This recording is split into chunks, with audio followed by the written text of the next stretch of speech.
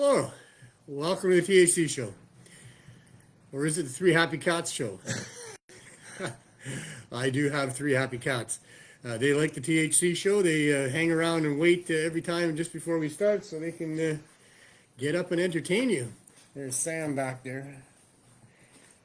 Wonderful guy. Anyway, I'm your host, Neil Magnuson, and this is the show where we don't talk about three happy cats. We just have them in the background. What we do talk about is truth, hope, and change. And a lot of that surrounding THC and all the lies that have been told for so long about that and all the oppression of those people that would seek to use it that's happened and the serious need for some change along those lines. And I mean, you would almost think that we have that change with legalization, but the legalization in Canada is nothing but a farce. It's an attempted hostile takeover of the industry by the Trudeau cartel and all the corporate elite that have put him in place and that he actually works for. He is not a servant of the public, as has been clearly demonstrated, throughout his terms in office. In any case, we're trying to do what we can about that, and this show has been largely used to expose the farce that legalization is in Canada, the harm that's still being done to so many people as a result of it, the continued prohibition in all of its forms, and all of those involved in that are raking in taxpayer dollars and just raping our country to attempt to protect the interests of corporations who would prefer to sell you their patentable products and things that they can make a bunch of money on. And the legalization of cannabis was a similar attempt to keep that in the same vein as the other things, to make it so that those that have those special licenses and permissions from the Trudeau cartel can make money on cannabis, but tax dollars are still going to be wasted to extreme degrees on those people that would threaten the cartel, that would try to grow or sell cannabis outside of the limits and outside of the licensing. And that's not what we've been advocating for with legalization for a hell of a long time, for all of it. We asked for legalize and regulate, but we didn't mean that the government should legalize it so that people can have weed if they buy it off the government, and they can't have weed if they buy it off of somebody else. And anybody else that would dare try to sell weed to anybody outside of the cartel, they're going to be punished severely for that, as is evidenced by the $6.5 million fine levied against Ted Smith and the Cannabis Buyers Club in Victoria. Just outrageous and couldn't be more brutal of an attack on free people just wanting to help other people. And so that's what we're all about here with the Cannabis Substitution Program and with the legalization movement, is we're here to help other people. It's not about us. It's never been about us. My fellow activists that I've been working with cannabis culture and across Canada and through many other different platforms, it's not about them. Pot activists can smoke weed. They can get non-government weed easy, good quality, high quality. And before legalization and government weed, we weren't the ones that were having trouble with the law for the most part. Now, I certainly would agree that a lot of activists became activists because they had trouble with the law or they had trouble with access. But really, I mean, for myself and many other people like me, it wasn't about my own personal oppression and my own personal bad experience. It was about having empathy and compassion for those people that I knew, for people I didn't know but I heard about, that were being severely oppressed by very bad laws that should never have been in place in the first place. There was never, ever any justification for prohibiting with criminal law and taxpayer money the access to nature's greatest plant. It was always because this is a plant that competes unfairly to those ones that can be patented. So those things that cannabis can be used for that are used by other things that are able to obtain patents on. You can't patent a plant. Anybody should be able to grow a plant. And so the war against cannabis began over 100 years ago, extended up into Canada just 100 years ago this last January. And despite the reports of so-called legalization, that war still rages on, and people are still being severely oppressed. And the people that are being harmed the most by this so-called legalization, this fake legalization that just supports corporations and a government, is those people that really need it the most. Like I said, the activists, they have no trouble. And before I quit my job over 20 years ago to be an activist, to try to solve this issue, I didn't have any problems finding weed, using weed. I mean, it wasn't about that. For me, it was more about my son, and how when my son decided at 16 years of age that he was going to smoke cannabis, my heart went out to him, thinking about, how he was going to have to spend his life feeling like he's been labeled a criminal by our society, and having government money spent on police interdiction with my life. And I thought that's what's going to go on with him. And that really drove me to seek out the legalization movement. And then upon doing that, and really looking into it, and reading the editorials by Dana Larson in Cannabis Culture magazine, and listening to the different people that had personal experiences with the law in bad ways, really drove me to make this my life's work at that point, to undo this nasty web of lies and deceit and greed that's been going on for all of this time, well over 100 years, way more than my lifetime. And, I became very compelled to do something about that. And so we've been trying to do something about that ever since. And so the latest thing that I've been involved with, although it goes back almost 7 years now since it began, is the Cannabis Substitution Program, where in answering the public health emergency of overdose and death that's going on because of a poison drug supply, having cannabis high-dose edibles first and foremost as the main way to get off of those drugs is what needs to happen. And we've been trying to get that to happen for a very long time, almost 7 years now. And we've certainly tried to do everything right from the beginning. We've never tried to hide anything. We've tried to be in collaboration with the right folks, to have the right people in places of influence supporting us. And, we've pretty much achieved that, except for at the highest level.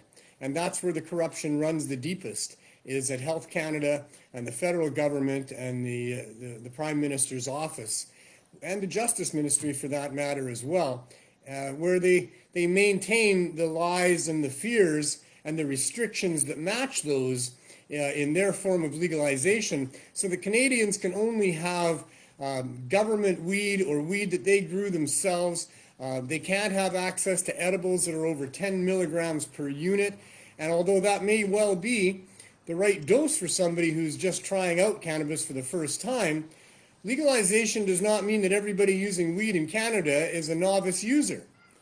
There's millions of people in Canada that have great experience using cannabis. They've been using it for years and years, and they've been using high-dose edibles, or higher dose edibles than what the government's allowing by a long shot. And those people deserve to have access. And like I said, the people that we were fighting for our legalization was those people that need those higher doses of edibles because they have serious health and pain issues. And during this public health emergency, it's all of those people that are struggling with addiction.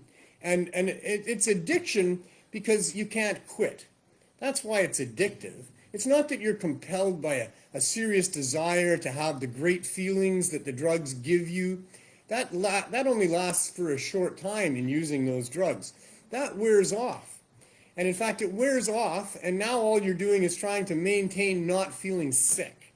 And that's what the addiction is all about, is you have to keep doing it, because if you don't, you're going to go through a withdrawal period that is excruciating and very, very difficult to do. Most people don't succeed. Certainly most people don't succeed the first several times they try it. And so we provide cannabis high-dose edibles, in opposition to a government that won't allow such things, in an effort to try to demonstrate that these work, they work well, and that there's really no safety or health concerns about people accessing these high-dose edibles, unlike what the government would have you believe or Health Canada would help you believe. They think that these high-dose edibles are dangerous to the point where if you're going to be accessing them, you need to have a doctor supporting your decision. Of course, you don't have to have a doctor support your decision if you're accessing through your own 4 plants. if you're extracting off what you're growing, and I highly recommend people grow as many plants as they think they need for themselves. This 4-plant minimum is another arbitrary bullshit attempt at overreach by governments who really should have no authority in telling a free person how many plants they think they need for themselves and their families. So in any case, you're allowed to grow 4 plants in some provinces, not all, by federal legislation that is not adopted by Quebec and Manitoba and other places that don't want you to. And in fact, within whatever province you're in, those government allowances are also meaningless if you're living in a strata situation or if you're living in a landlord situation and the council or the landlord won't allow you to grow cannabis plants, which is also outrageous and ludicrous, makes no sense at all. They've simply bought into the reefer madness that's been happening for a long time. But it's those people that need those higher dose edibles that are left out of this legalization. And those are the people that really needed legalization the most. The people that can that least afford to be able to go through the process of being arrested, having their house kicked in, having to go through the courts, having to deal with lawyers and legal fees and all the rest of it. The people that are least able to do that are the sick people, the people that are living in poverty and dealing with addiction. And in almost all cases, those people that got themselves addicted to these hard drugs and unable to get off because of withdrawal, they're people that found that those things were very beneficial to them in the beginning. People that are suffering from severe physical, emotional, spiritual, mental pain, if you will, find relief in the opioids and the opiates. And that's why they continue on to the point where now they've gotten to where they can't get off without going through withdrawal. And by that time, the positive effects are nowhere near what they were to begin with, and they want off. And they can't seem to get off. They can't do it on their own because withdrawal is so hard. They need to get into treatment, but treatment is not exactly what it seems like it is. For the most part, it's greedy people trying to cash in and capitalize on a situation where people want off these drugs. And they offer them help to get off, but really what they want is to just have somebody there that they can bill the government money for. And they're more than happy. In many cases, I certainly can't say that this is the case in all treatment centers, but in many cases they're for profit, and they are quite happy to have people relapse and come back through, and then they can bill the government again for the help that they're not really going to get. So we've been running the Cannabis Substitution Program for almost 7 years, and for the last 4 years, we've had this program that we put in place at Christmas time called Tubes and Dubes, where we always hand out dubes all day, every day. About 200 plus free joints are given out one at a time to people that can't afford them, that will better their lives with them, and edibles as well. But here this one time around Christmas time, it's going to be on the 19th of December this year. That'll be a Tuesday. It'll be a show day. We're going to start the show early that day. I would imagine around 3 o'clock, to take advantage of the sunshine or the light that's still out there, because it gets dark pretty early here. And if we don't start the show till 4 and I do a 20-minute monologue, well, by that time and when we get outside there, it's dark already. So just to take advantage of a little bit of daylight, we're going to start the show an hour early. Now, Tubes and Dubes, we give out not just doobies, which we do all year, but we give away socks. We've got a huge box of socks here already that we've paid for. We need donations to cover the rest. That's how that's done. This is your opportunity to be able to take part in something that gets desperate people that are suffering warm socks and a joint or two. It's a wonderful, wonderful thing. We've already had some great donations. Yes. The best one so far is from the Candy Waffle Bar. I guess it's just a waffle bar. They've raised through fundraising $300 that they've sent us, which is, it puts a pretty good dent in the $1,000 that we've put out already to get what we need here.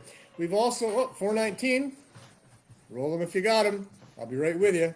Bob Woolsey from Canada's Cannabis Center, $100 donation. Thank you so much, Bob. That's going to put socks on a lot of people's feet. We have Janice, just a regular viewer of the show. Thank you so much, Janice. Another $100 come in.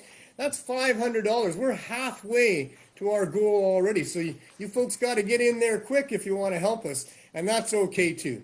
We're good people here, and nobody's taken a dime of any of this money that's coming in. We never have over 7 years.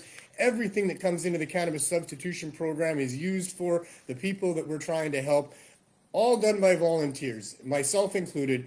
We take nothing from this. The Cannabis Substitution Program is in a collaboration with the Healing Wave Dispensary, which is a profit dispensary, a for-profit dispensary that provides low barrier access. Our biggest item that people appreciate is the $1 grams. People can have 5 grams of good bub for $5 once a day per person.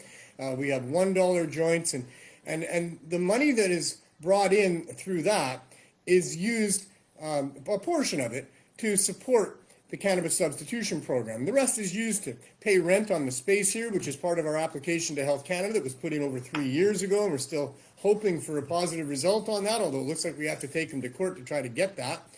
But all that money stays within the Cannabis Substitution Program, and the money raised through the Healing Wave is used to cover the costs of all that's involved in making this whole thing work. It's a model that we put together that allows for keeping the prices right down at the bottom. We have the FECO for $10 a gram. We have shatter, top-notch shatter at $15 a gram and less, and many other good products as well at really low prices that represent the actual cost of what it takes to bring that to market, with a little bit of a markup for the people involved in making that, because it's a job for them. So we're able to do that, and that's what we continue to do. And the once a year Tubes and Dubes giveaway is a very important part of what we do to give back to the community. We take in donations any time of the year. It comes usually in the form of different clothes, socks, shoes, those sorts of things. And we just put that out for the people in the neighborhood and make sure that they all get, that it all gets to where it's supposed to go. And any extra money that's raised by the Tubes and Dubes program goes directly to the Cannabis Substitution Program. That is simply money that goes to facilitate the 270 members that we have with the CSP that come and get 420 milligrams of high-dose edibles for free every 4 days. Much of that is donated. Some of that is paid for. All of the monies that come in are used to make that program work, and that's what we do. So it's a great opportunity. The CSP and especially the Tubes and Dubes event are great opportunities for people like yourselves who are frustrated and angered by what's going on. You could be depressed instead of anger, and all that is anger without enthusiasm. But if you're upset about what's going on with the government monopolization of the cannabis industry, of other things going on in our world, and you would feel a lot better if you had a way to contribute to trying to make the world a better place. And that's what we do here at the Cannabis Substitution Program, is we provide a vehicle for people who want to give back and help out. So anyway, that's what's going on. Hey, it's more than 4:20. I know. Well, I was waiting. I got going. Yeah, come on in, Glenn. Glenn Wells. We're sitting here waiting. I'm enthusiastic about this whole thing, I know. That's why I didn't just roll in on you. So now it's 4:20. So 4:20 is a good time to take a little break. There we go. And a little bit of levity, not so serious. And what we're excited about at this point here in Vancouver is our Canucks. Yeah. And and Mr. Hughes. It's been 50 years for me, more than that, since I've been, since I was like 13 years old, and I was really hoping that we would get a Stanley Cup here in Vancouver, and that hasn't even come close to happening. Well, I guess we came close against Boston, except that last game 7 of that series, they didn't even score a goal. We really didn't get a sniff. And it was a rough one. And I was okay with that because I gave up the year before of being a diehard fan, and I don't die hard anymore about it. I live for good Canucks games and a good Canucks season. I really have almost zero belief that they're going to win a Stanley Cup. I do still have some hope. I'll never completely give up hope. It's not impossible, but I don't want to be fooled again because I don't want to be hurt again. And I spent 50 years or more being hurt every year when my team got eliminated from the playoffs, or more often than not, never even made the playoffs. In fact, the Canucks have the worst record in all of sports in the whole wide world for having the most losing seasons, below 500 seasons. So it's been very painful being a Canucks fan for a long, long time. But I personally am excited again, but I'm not setting myself up to be hurt again. I'm not talking Stanley Cup or nothing. But I'll tell you, it feels pretty good to have one of our young defensemen lead the league in scoring after over 6 weeks of play. Isn't he our captain too? He's our captain too. I'll tell you that for free. Let's go with that, right? I'll tell you that for free. He's our captain, and we like it. Yeah. You know, we never felt such enthusiasm with our previous captain. I'll tell you that for free. His brother was right behind him, right? I love Bo Horvat, but he sure made a meme out of himself by making that comment after he was traded there. So we're just having fun with it. He apologized for it this year. I saw him on the news. Well, you know, he didn't mean it to be what it meant. He's an honest. If Bo Horvat is anything, he's a down-to-earth, honest human being.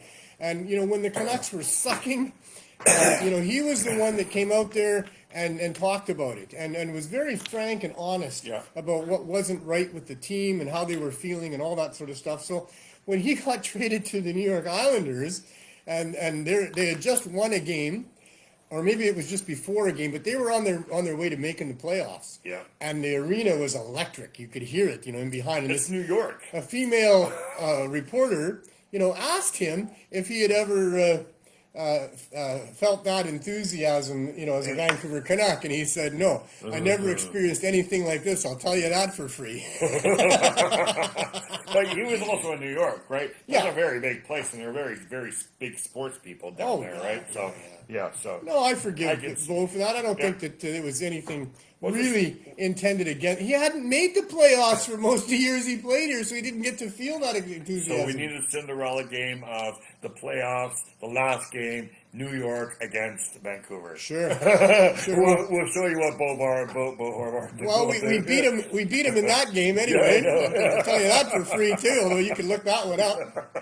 Yeah, they beat him just recently, didn't they? Yeah, that's when that all really got shook out. That's why he apologized as he came back to town. Yeah. And I mean, he was hit with that so hard. We love you both, so the little signs no one knows. Well, he cried, you know. Yeah. I mean, I've seen National Hockey League players get moved emotionally. Yeah. But I don't often see them cry. He was 9 for 9 years, and even Isabel has a puck signed by him. Right? It sits in my safe at home. He was a good captain. Yeah. I think Quinn Hughes is going to make him look like he wasn't such a good captain. I think Quinn Hughes is going to make all other captains look like they're not such great captains. Quinn Hughes is like, after 300 games, he's only 4 or 5 points behind where Bobby Orr was. Yeah. Yeah. My goodness. And you were mentioning about Tubes and Dubes. The GoFundMe link is in the title near the top, so you guys won't have to look too far. So if you can help, just click the GoFundMe link or reach out to me. You can send an e-transfer if you're in Canada. Then that way, GoFundMe doesn't get 3.2% of it. So if you every little bit helps, right? Yeah, everything helps. Every little bit helps. Yep. I mean, every $5 that you give is another pair of socks that went out to somebody, and these are good quality socks. Oh, what I didn't mention is Tim Hortons. Yes, Tim Hortons. That the previous 3 years, what we've had to purchase? Yeah, well, we buy one and they give us one. I see. Right. And this year they're just giving it to us. Yep. So good on Tim Hortons. So that's hot chocolate and coffee. Hot chocolate and coffee. And Timmy's coffee. So lots of people like Timmy's coffee. So, and they'll provide us cups and sugar and cream and everything else like that too. So. For people who like those other addictive substances that aren't prohibited because they could figure out how to patent stuff and make money on it. Oh, anyway. There's the professor! Hey! I hope things are going well. Did you see? I seen a picture of you. You're looking rather toothy there, buddy. Yeah, he's got a big smile now. Nice. No more serial killer jokes. And we have to thank Sterling for doing the original Tubes and Dubes. Absolutely. We follow what he does in Saskatchewan. That's how we got inspired. Yeah, being that we're doing this in Vancouver, it's just another province, and we're carrying on what that man right there is responsible for. I mean, that man right there. Right there. Well, people at home can't see him. We're talking about him. So thank you very much, Professor. Yeah, good-looking man. Yeah. Handsome devil. Toothy, laughing my back on that's off, he says. Definitely toothy, eh? Yeah. Teeth make a difference, let me tell you. You know? It's all about first impressions. So, I'm really happy that Sterling got his done. I'm really happy you got yours done. Yeah. And, it'd be nice if other people could get theirs done too. And Especially down here. especially down here. This situation, should we talk about it? I don't know. Yeah, go ahead and talk about it. What the hell, right? Do I got anything that's not so... No. No. No, not really. No. Not really, no. No. I mean, it's exciting. We've tried to change gears a little bit during the 420 moment here or session because, this whole thing that we're talking about is all so depressing. Well, Sterling says he'll be doing his this year. Right on. He's just using the money from last year, but I'm sure that you could do a GoFundMe and raise a few more bucks out there. We've done pretty good so far in our first day, well, about 36 hours now, and we've raised $500. We're halfway there already. Yeah. That makes $500 more. And whatever's donated, like I say, goes right back to the CSP. Yeah. And we will improve the lives of these poor people that that are stuck down here. And we just bought $671 worth of Hand me a socks pack right of here. socks, or- All right, here we go. There's a pack of socks. So there's 4 pair in here. Beautiful. So we'll give one person 1 pair. High quality. Yeah. Now we can I don't need to give a plug to the company 120 because they're people. not giving them to us. We That can help company's, 120 people this winter. and we can probably do more than that too. Well, yeah, with your donation. Yeah. Right? If we exceed donations, and it looks like we hopefully will. Yeah, I as hope long so. as we can cover the dubs and we have got extra money, we can buy socks, we can do all kinds of stuff. It depends on how much money is donated. So And that's the case with the CSP all year round too. We do as much good as we're able to do here. We have 270 members that are part of the CSP, but we don't include other people. We had a long waiting list, and we stopped taking names for the waiting list because our capacity is limited for sure. But now there's other CSPs that are working as well. It started with Surrey, with Rosie there. That expanded to Newton with Bridget and Gary. The cats don't understand. They just don't understand. that was a dog. Was it a dog? I don't know. Something It's now. probably a cat. Yeah. So, in any case, then Gary and Bridget took Newton area because that's what's very familiar to them. They've been doing a great job there. Dan Heisenherb has got Langley going as well, and that's amazing. And they're talking treatment center. They've already got an office building and all of these things. Chris in Halifax, that's the longest running other chapter of the CSP. That's 5 years now that they've been handing out the can of love to people that line up there on Elizabeth. Maybe it isn't. It might be Elizabeth. In any case, wherever it is in Halifax, and I might have been confusing that with London, Ontario. But Chris has been doing it at an elementary school, an abandoned elementary school, for all this time. And these people need help. And we're able to help Chris out a little bit. I've helped the other CSPs out a little bit as well whenever we can. And if we have more capacity, we'll help them out even more. If other CSPs spring up, which I'm sure that they will, as this is catching on and people are really understanding that there is something we can do about this overdose crisis that's taking our loved ones and the family members that are addicted and what have you. There is something that can be done, and that thing is high-dose cannabis edibles. That is the real safe supply. That is what gets people through withdrawal, the big barrier to getting off of those drugs. And if I can add to this, I do believe the CSP Langley is looking for a place to be able to pass out their goods. Right. They've been getting chased off by everywhere that they go. I really believe I've seen a post today asking if anybody knows a place where it's 420 friendly in Langley and they would allow something like that, to please contact them. So yeah, I'll have a chat with them as well. I didn't realize they were having those issues. Yeah.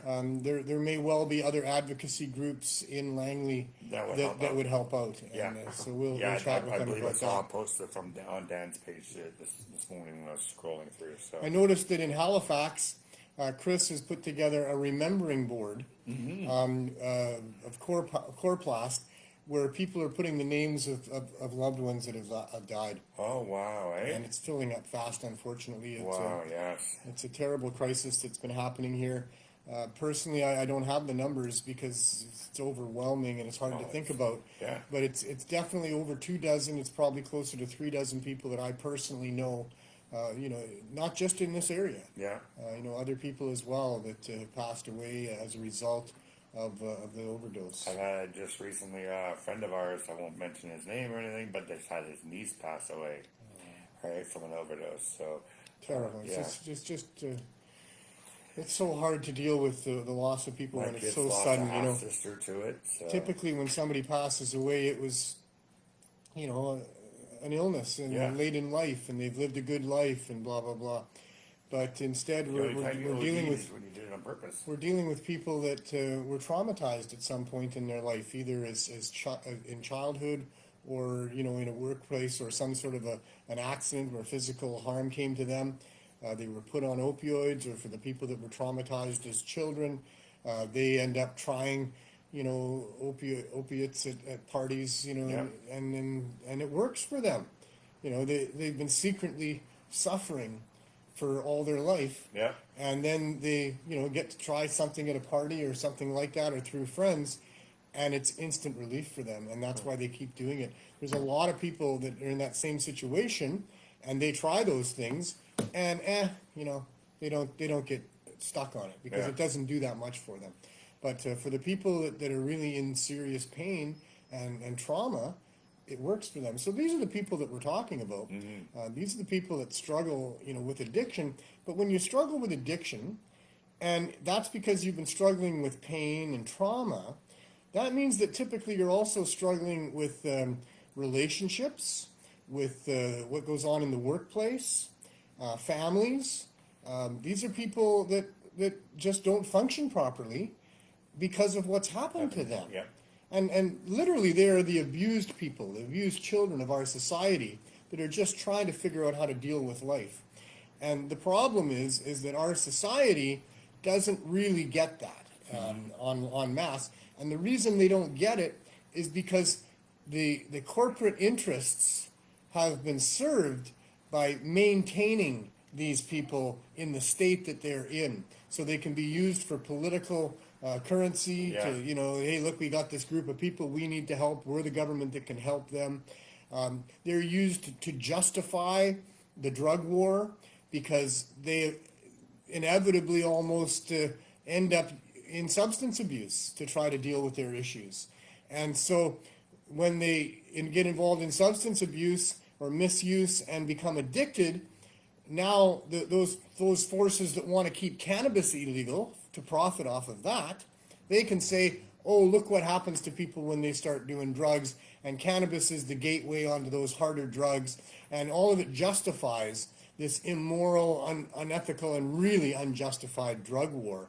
But that's what they're doing, is using the poor, traumatized, and harmed people, the suffering people of our world, as scapegoats to justify an immoral war on certain drugs to protect their financial interests. And it is disgusting Yes, to me, yeah. for sure. And it's I need another puff. Yeah, you should have another puff. And it's like the government doesn't care about the people who are killing or dying from fentanyl and stuff like that. They've got other things to care about. Yeah. They've got their masters who help to get them into those positions of power anyway, where Yeah. they're collecting taxpayer money, and a large amount of it. If you're prime minister, Yeah. or any of these other government ministers, they make large money to do what they're doing. And when they get into the power, which is not supposed to be power, as public servants, when they get into those positions where they can make those choices supposedly on behalf of the public, they're making them on behalf of those people that they really owe the debt to get them there. And if they won't serve those people, well, we all know what happens to politicians that don't toe the line of the corporations. It seems like the government just thinks, well, if they're gonna die, then we won't have to take care of them anymore. We won't have to do this and all that kind of stuff. And then they just don't care, right? Until it they hits don't think home. that they're people worth saving. Until it hits home with them. Yeah. But it did. Somebody close to them. It did. The Vancouver mayor, our mayor, just our previous mayor. Previous mayor, yeah, Kennedy Stewart. Yeah, he had something like that happen, right? And that's when things change a little bit, is when they get personal Well, yeah, we experience got a with new this mayor stuff. that sucks. And now we got a new mayor who Yeah, really it sucks. changed, all right. Yeah, right. Ken's not in there. We need, Ken's got to have something happen like that before he'll be on board. Or I don't know. I don't know if I wish this on anybody. No, I'm just saying. But I didn't really, wish it. I'm just saying. That's the it's people sad. that are making these decisions about how to deal with the overdose crisis should be people who have been touched by it. Yes. You know? Yes. Not people who sit in their ivory towers back in Ottawa And say, yeah. and look at an application that says, you know, we're going to hand out high dose, or we're handing out high dose edibles to these people. We need a piece of paper with a signature on it so that we can do it out of a storefront. They don't know, like you say, their attitude towards the people that we're trying to help is probably very negative. Yeah.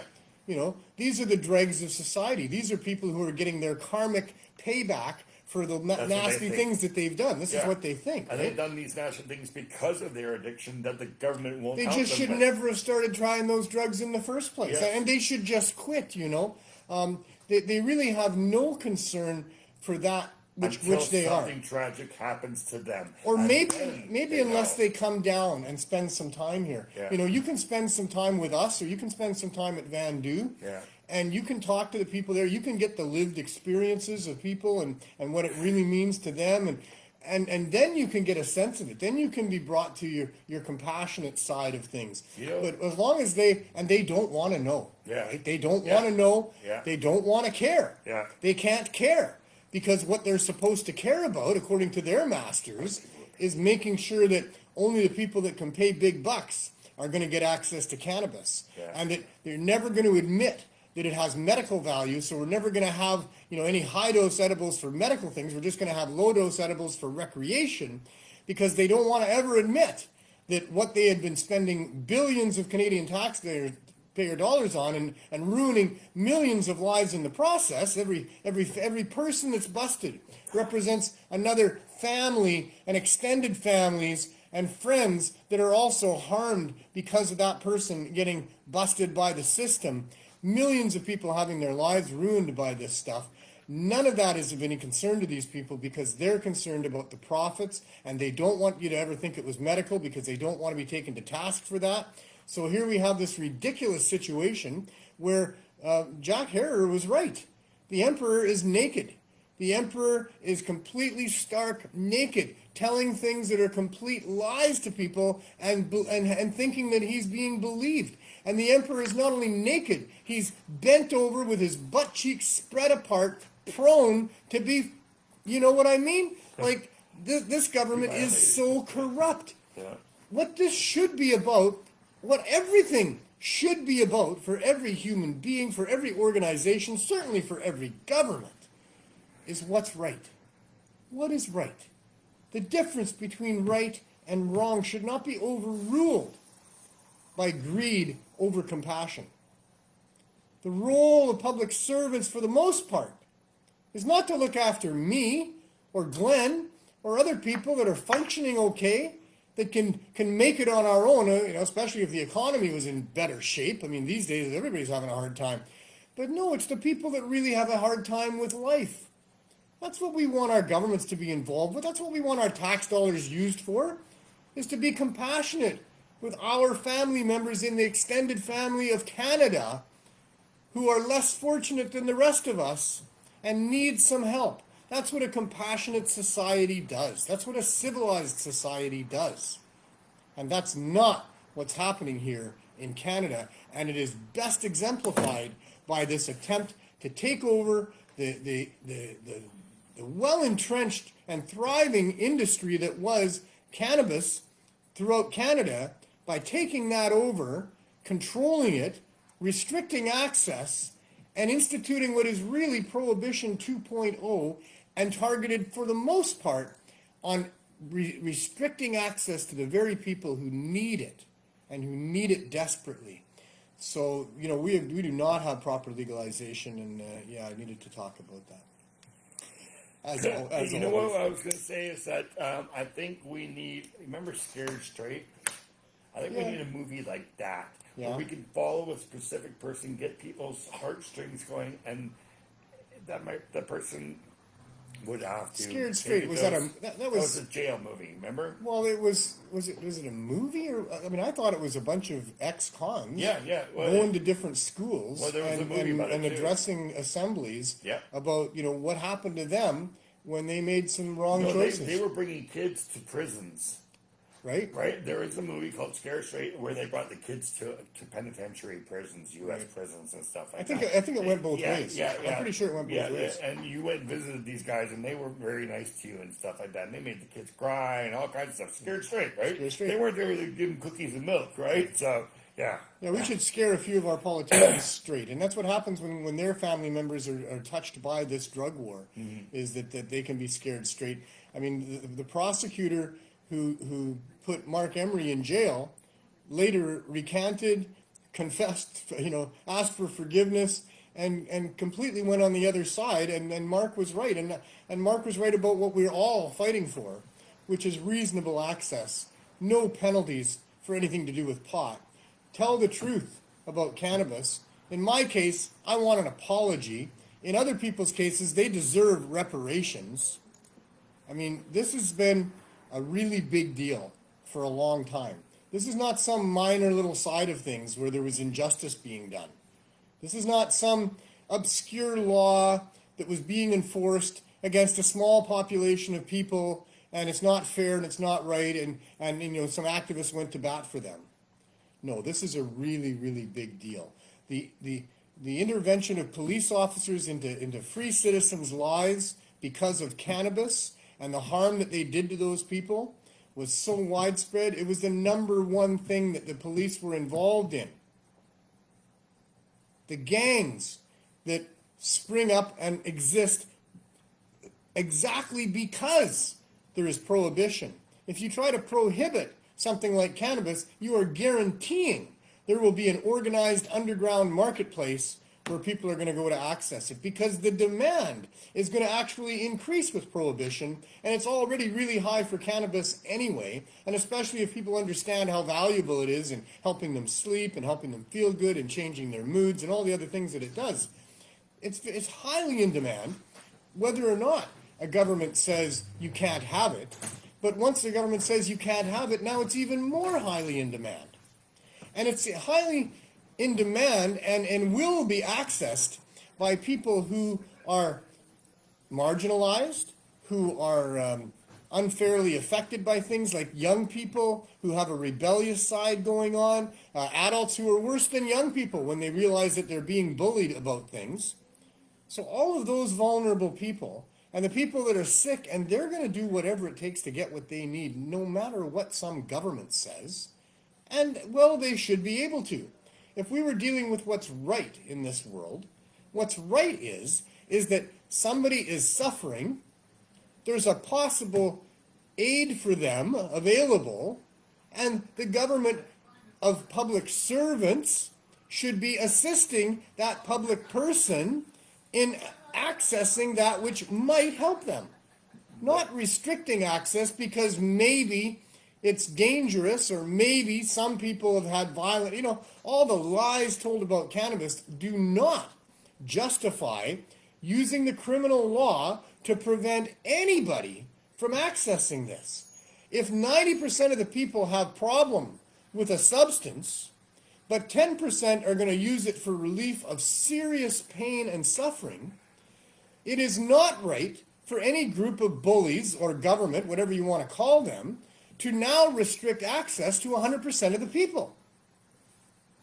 So there's no justification, never has been, for using the criminal law and all of the billions and worldwide trillions of dollars that have been wasted on trying to protect people from a plant that is only going to help them, but really used by the corporate elite to protect their interests, is why all of these governments are spending all of this money to try to restrict access to cannabis, is to protect corporations, big companies, big-time gangs that want to be able to supply what it is that people need for themselves. So what would be right is if the government provided us the medication to give to these people, we would never have to turn anybody away. That's We right. wouldn't have to 100%. just 270 people on the CSP program.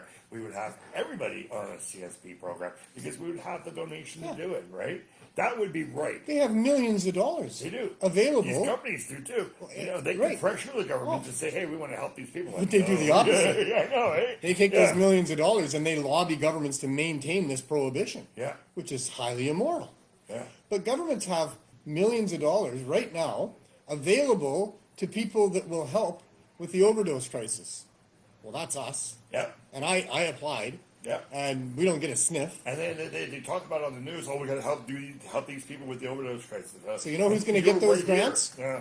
You know who's going to get those grants are people that are representing or tied to pharmaceutical companies that have some sort of pharmaceutical answer to the overdose crisis. I wish I would have known about the town hall meeting that was down here about the drug overdose problem, because they just had it on the news. I didn't know about it either. I know, but you heard about it, right? Because No, there was a bunch no. of protesters went there and they interrupted it and everything. And some of the people in the audience were telling these protesters to get out. The Palestinian protesters were there, saying that they wanted. You're not talking about Trudeau here in Chinatown. No, we're talking about a Liberal MP was here on the downtown east side. They had a town hall meeting about the drug problem, the drug overdose. How could I not know about and that? a bunch of people came Crazy. and they went inside and then they started protesting, asking for a ceasefire. And then the people said, well, this is the wrong forum. We're here about drugs, not about that. And then they asked them to leave, and then they were protesting outside. But the guy stuck around and talked to them for a while. But yeah, you should have.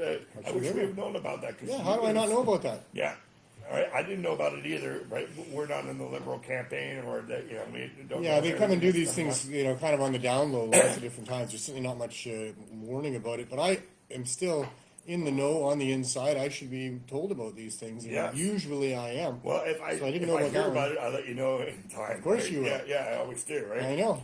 And then Neil does, and Van Du does, and Yeah. I have many friends in the neighborhood, and when things are going down like that, they come and tell me, and I'm usually invited or able to go. Yeah. But I didn't even know about that one at No, all. no, and Graydon is saying, hope you're well. Thanks for with all you continue to do. Keep up the fight. Who's that? That's Graydon right here.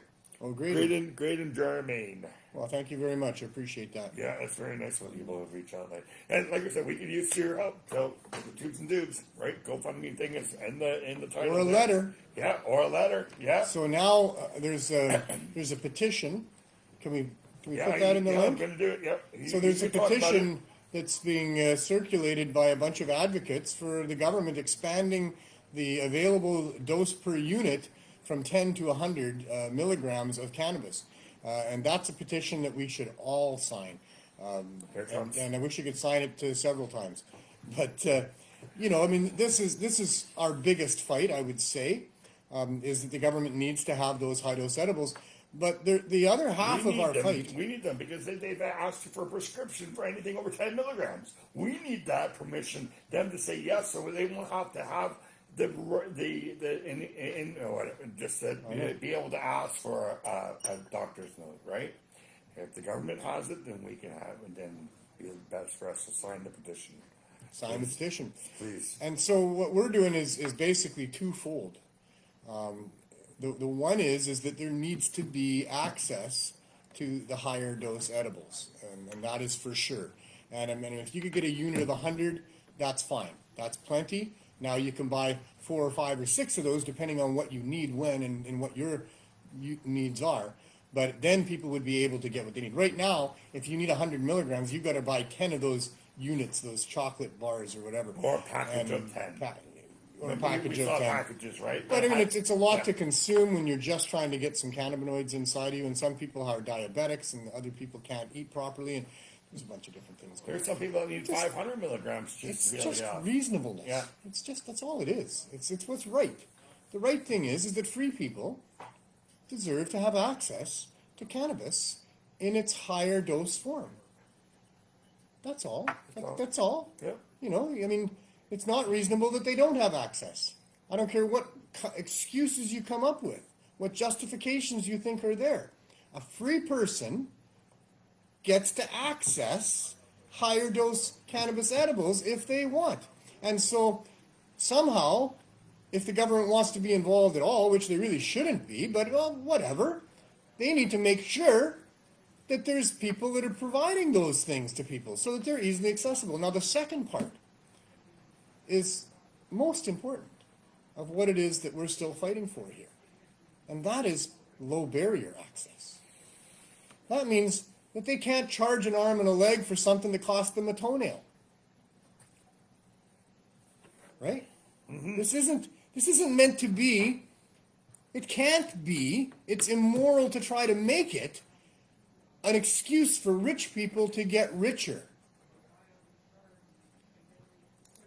That's available to them if they want with anything like that. You can get a cheap $10 haircut, or you can go to a salon and pay $200. It's your choice. The $10 haircut is fine. Nothing wrong with it. It's perfectly fine. It may not be the quaffs and the this and the that and the scarecrow whatever's, I don't know what the cornrows, but it's fine. And it's available and people can do that. And everything's like that. You can go and get cheap coffee. Some places have cheap coffee. Yep. Or you can go to a place that has very expensive coffee. You can buy expensive coffee. You can buy cheap coffee. But here we have a government that's decided you can only have expensive cannabis. Yeah. And there's no reason for it. It's not like the less expensive cannabis is more dangerous than the expensive cannabis. Neither of them are dangerous. What are they basing all this on? Why don't they have to base this on things? Mm-hmm. Why don't they have to say, okay, free people, we're going to infringe on your rights here a little bit, and here's why we're doing that makes it justified. They stopped doing that a long time ago. Any justification they give is just, vague and lies and made up exaggerations. Like 87.2% of all statistics are made up on the spot, right? And that's what's going on with these people. For decades, for 100 years, they've been putting out misinformation about problems to do with cannabis. Because they're all part of this big machine that is profiting off of having cannabis restricted. So they need to, I don't know. Yeah, no, that's right. I've been ranting a bit today. I got somebody else asking that they have fibromyalgia. Can you suggest anything? Do you have anybody that you know that cannabis is helping fibromyalgia? 100%. All right. Well, he's asking. I don't he's know. From Scotland. I have fibromyalgia all over my body. Anything you can suggest, please. Well, I would Google first fibromyalgia and cannabis. Yeah. I would then Google the endocannabinoid system. Fibromyalgia is a very mysterious disease. And it seems to affect many different areas of the human body. And so it's obviously some sort of a breakdown of the immune system at its core. Yeah. And cannabinoids, be they the endogenous cannabinoids that your body creates, whether or not you supplement it with external cannabinoids or not, those cannabinoids are part of the endocannabinoid system because that's what they named it, because that's what they figured out when they were trying to prove that cannabis had no medical value. They found out that the molecular makeup of the cannabinoids was identical to the molecular makeup of the chemicals that the body was putting out there as part of this system that responds to different traumas and different things that go wrong within the human body. And so they had to name that system that they now discovered the or endogenous cannabinoid system, because they already had the cannabinoids, which these molecules were mimicking, or vice versa. Mm-hmm. And obviously the reason for that is because you're not what you eat. You are what your ancestors ate. We are what has been consumed to make physical bodies out of for millennia, for billions of years. And so, obviously, I mean, how could you ever argue it? If we have a system within the bodies of life forms, and I say that on purpose because it's all of the vertebrates on the planet have the same endogenous cannabinoid system, the reason has to be for that is that they were ingesting cannabinoids, and that is what their bodies then built their bodies further with. And that's why they all developed these and you see, cannabis would have been, it is an extremely ancient plant. It's one of 5% of the plants on the planet that have lived for millennia, like a long, long time, millennia. Back before there were birds to fertilize different crops and bees. And these are, cannabis is not insect pollinated. Cannabis is wind pollinated because it predates the insects. It predates most of the life that developed that could walk and talk in whatever fashion on this planet, and was one of the main staple plants that was ingested by the life that was developing on this planet. And that's why it is an integral symbiotic part of us beings on this planet. And here we, after millions and billions of years of cannabis being part of the diet, part of the pharmacopoeia, part of the everyday life of whatever, the fabrics that were being woven, the first known fabrics were woven with cannabis. And of course it would, because the cannabis plant provides such amazing fiber. And people would have, or hominids would have quickly realized that this plant, laying there after the winter time with all of the inner mallow being now deteriorated, and all of it just there as string, just you got your 10, 20 foot long strings. Yeah. And you can weave it into whatever you want, and you put 20 of them together and you weave it right, and man, that's strong. Yeah. And now you can make whatever. And so we've had a relationship with cannabis. It would have been, as we talked about in the last show, I'm sort of not I'm dominating the conversation. Yeah, here, I was but, going to say, I could probably help Robert. I know two people.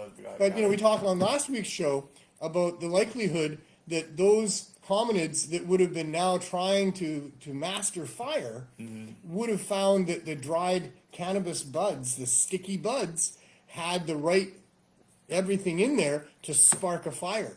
And that's why cannabis ignites the way that it does. And it probably would have been a major part of the fire master's arsenal or toolbox for creating fire. And of course, now you're creating fire, with this really combustible, sticky, dry material, and you're creating sparks, and you're right over it, Yeah. and it's smoking, so you're, Yeah. and here comes another cave drawing, Yeah, good one too. Yeah. So I have two ladies that I know that have fibromyalgia, and they both use smoking cannabis gummies. And one lady I know, she actually puts it into butter and then puts it into her coffee in the morning and has 3 of those a day, and it seems to help her with her fibromyalgia. But both of them say you're never going to get rid of your pain. That's just what fibromyalgia is. It's a constant pain. But with cannabis, it can make it more bearable and more livable. Right. So it's not a cure, but it's an aid. It's an aid, yes. And what form works for any one individual is an individual thing. You will find out your form, yes. Yeah, you'll find out. And I know that they use all 3, right? Topicals, edibles, and combustibles. smoking. Yeah. So, and that's what gets them through their day. And there's a fourth one too, but that's becoming quite the party favorite apparently. Which one is that? Suppositories. Oh, suppositories. Available at your government recreational cannabis store. Oh, really? Yeah. Oh. So I guess people are using them for recreation now. Better to use, with a friend. Although there's something to be said for solo, usage as well, no doubt, recreationally. But so. Well, I hope that helps you, Robert. I really do. And that was the early conclusions too. Is that to supplement that endocannabinoid system, you can smoke it, you can eat it, you can rub it on your skin, you can shove it up your butt. Yeah. And now, you can even be able to inject it soon. And injectable cannabis, We talked about that last week, yes. given intravenously to people, high in CBD. High in CBD. Derived from cannabis seed, hemp seed. Wow. Which I'm not sure of, because I'm not sure that the CBD is Maybe properly. there's more CBD in there. I'm going to have to look into that even more. Yeah. But because now that's what comes up for me is if it's derived from hemp seed. Well, hemp seed is not ripe with CBD. CBD develops on the plant that grows from the seed. Yeah. But I'm not sure you're getting a lot of CBD out of an actual hemp seed. I know the nutritious value is right up there, bar none. Yeah. With cannabis seeds, as far as what's in there with fiber and protein and minerals and vitamins and all the rest of that, and the essential fatty acids, most importantly, are all present within a cannabis seed and in the right ratio for the human consumption. So I would imagine that's a great way to supplement your endocannabinoid system is through the ingestion of cannabis Yeah. seeds, you know. Yeah. But that's what they say they're using. It's a breakthrough. Breakthrough what? Well, I'm just wondering where that happened. Was it in Israel? I don't know. I didn't read the whole Okay, article. we're gonna have to look. We can go back We'll bring to you talk a, about we'll next bring week, you a yeah. much more. There's been a little bit of time elapse too, which is important Yeah. with stories. But a lot of Israel times. would make sense because Israel is like one of the forefront runners They are. of things that have been for a to long do with time. cannabis. Yes, that's what I'm The saying. discovery yeah, of THC, in fact. Yeah. As a matter of fact. Yeah. So, although prior to that, the discovery of THC. Was it? What? Well, Because- here. Because since the Did beginning, Israel discover THC? Dr. Magnuson. According to NCBI, the structure of the main psychoactive phytocannabinoid, tetrahydrocannabinol, was Yeah. determined in Israel by Meshulam and Gowney in 1964. There you go. Here's your answer. It was in Israel. So would it have been in 1965 when they started testing marijuana for THC? Maybe. I guess, eh? Yeah. If it hadn't really been discovered before that, and then once that happened, you know, if you look at it logistically, an overview of the prohibition that from whenever they started to test for THC, if you had a bundle of plant, Yeah. and it could be cannabis, Yeah. if it didn't test for THC, it wasn't illegal. It wasn't illegal. Yeah. Yeah. They had to prove it had THC. Uh-huh. So, of all the different cannabinoids, it was THC that was the target Yeah. of the prohibition. None of the other ones. None of the other ones. Oh, and there's They lots could, they of could all be cannabinoids. in there. There could have been There's lots of there's CBD. lots, yeah. You know, if it was just hemp, if a bunch of people, if somebody stole some hemp from a hemp field, you don't even have to steal it from a hemp field. If you drive around where the hemp fields are in the prairies and even up in northern BC, but you know primarily in Alberta and Saskatchewan, Manitoba, there's a lot of cannabis growing in the ditch, Yeah. which is not the property of the landowner. It's public property. And so, you know, you can go and pick yourself a 10-foot tall cannabis plant with a great big cola on top of it that looks and smells and, you know, there's nothing to distinguish it really from a high THC cola, you know, on a bud of whatever buds you want. I was particularly interested in the colas that, you know, those big top buds. Yeah. Because they typically, in a hemp field, will just grow one big top bud. That's how they grow because they're pretty tight together, so they don't grow a lot on the other branches. Yeah. Not to compare to that top bud. Anyway, they've all got that one top big cola that's reaching up there for the sun. Yeah. And so, anyway, you could go get that easily from a ditch anywhere around a hemp field. The seeds, as they harvest the seeds, and most of it actually in Canada is grown for the seeds. You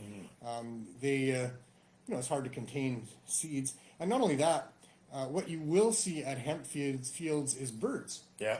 Big flocks, like carrying they'll the black in seeds. the sky, that are going from section to section and taking those seeds. Yeah. And so those birds carry those seeds wherever they go, Yeah. and There you go. They don't all get digested. Anyway, what else is Neil, going on Neil says that guy gets the credit for the first isolation, but it was understood as a component in herbal medicine prior to that.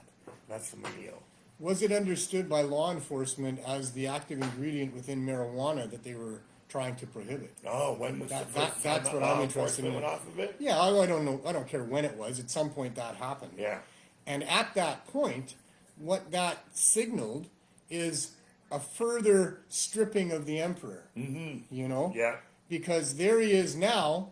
What they're concerned about is this one molecule on the cannabis plant that is going to cause euphoria. Oh my God. That's what it was. You know? Euphoria. Um, I'm gonna feel good. So About being me. So 1964, 65, I mean, was it after the Schaefer Commission when they started going after THC? Was it because at that point now THC was what was making people lazy? Mm-hmm. And violent. prior to that, not understanding which, if any, molecule or what it was that was about the marijuana plants that needed to be prohibited. What the stories that the government was going with were the ones that were running in mostly William Randolph Hearst's newspapers, where he was purposely, fraudulently trying to defame cannabis for his own personal gains and writing stories about how cannabis was involved in people doing violent acts. So the big hysteria that William Randolph Hearst primarily was responsible for in those early years in the 20s and 30s and 40s, when there wasn't much media, there wasn't internet, that's for sure, there was hardly telephones. I mean, whatever came out in the local newspaper, that was what you believed. That was the God's honest truth for sure. These were journalists that you could trust. And William Randolph Hearst defied people's trust for decades in publishing stories where he would have inserted in there something that would defame cannabis. It would make cannabis look like it was the catalyst in people's violent acts. And so that was the justification that was used then by government to prohibit people from accessing it, selling it, growing it, or whatever. Yeah. Which was all debunked by, like I say, the Schaefer Commission in the States and the Ledane Commission here in Canada. Yeah. Around the same time. Certainly by the early 70s, they had, concluded that cannabis doesn't make people violent and insane. It makes people calm and relaxed, a little bit hungry. And healthier. And healthier is what it came since. And Neil says, imagine frisking somebody's pockets looking for their molecule. What a bizarre comedy. It is. All right. But it's a comedic horror.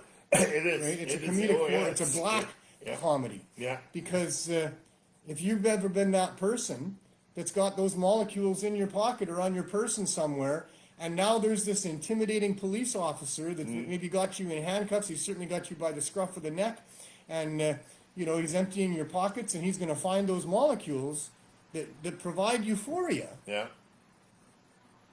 And what does it feel like to be that person? I've been there. I've been there. I mean, that's not fun at all. No. And the more you got to lose, boy, I'll tell you. Ground or whatever, or they take your bag and throw some handcuffs on you. Well, for me, what it was what was going through my mind as to what I was now about to lose, and it wasn't my cannabis so much as of course you're going to lose that, but it's your parents, your school, your workplace, your family, career.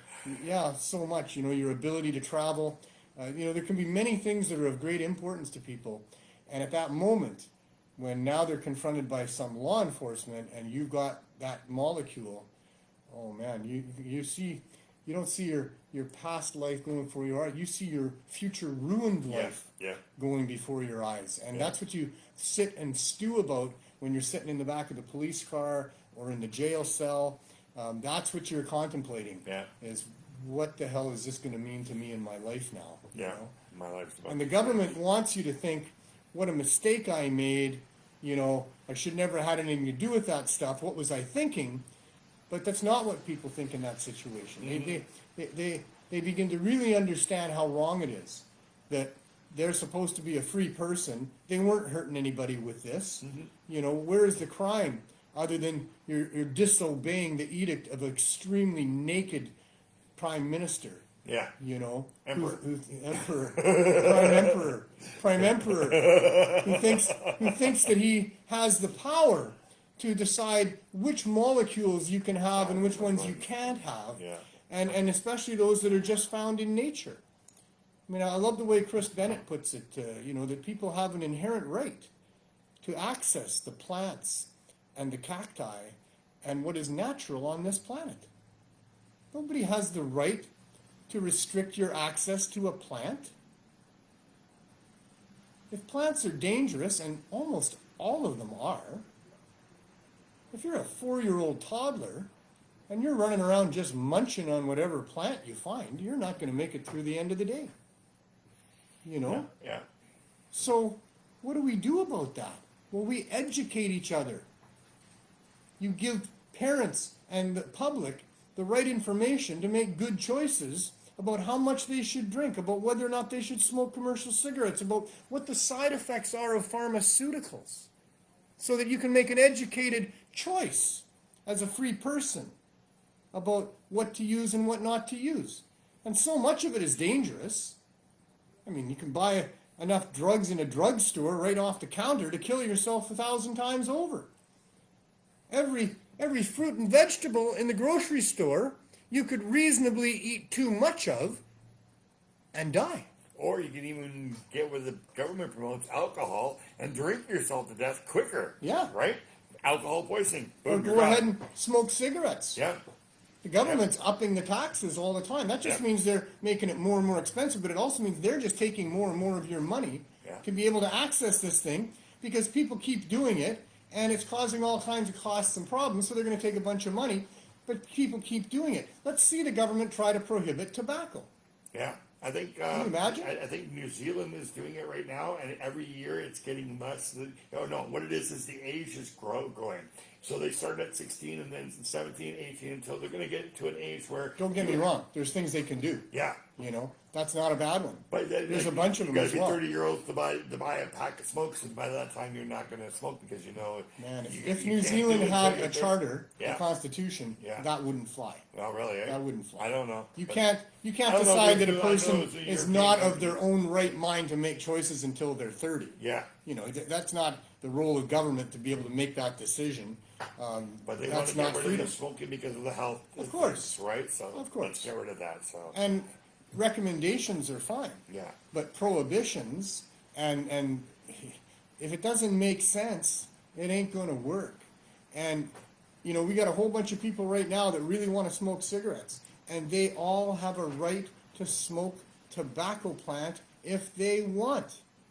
I don't think that any corporation or manufacturer and supplier of commercial cigarettes should be able to put poisons and carcinogens into those cigarettes that people are lighting on fire and inhaling.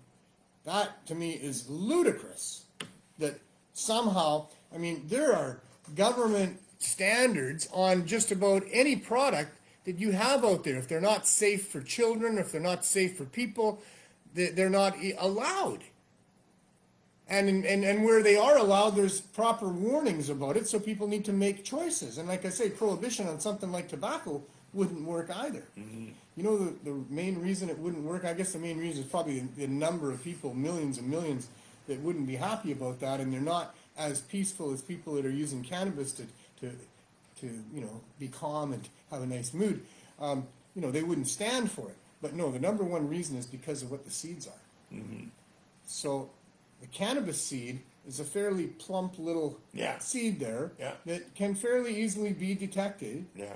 But a tobacco seed is almost microscopic. Oh, really? Yeah, they're really. You could just take a little It's handful more of. like a spore, like mushrooms are. Yes.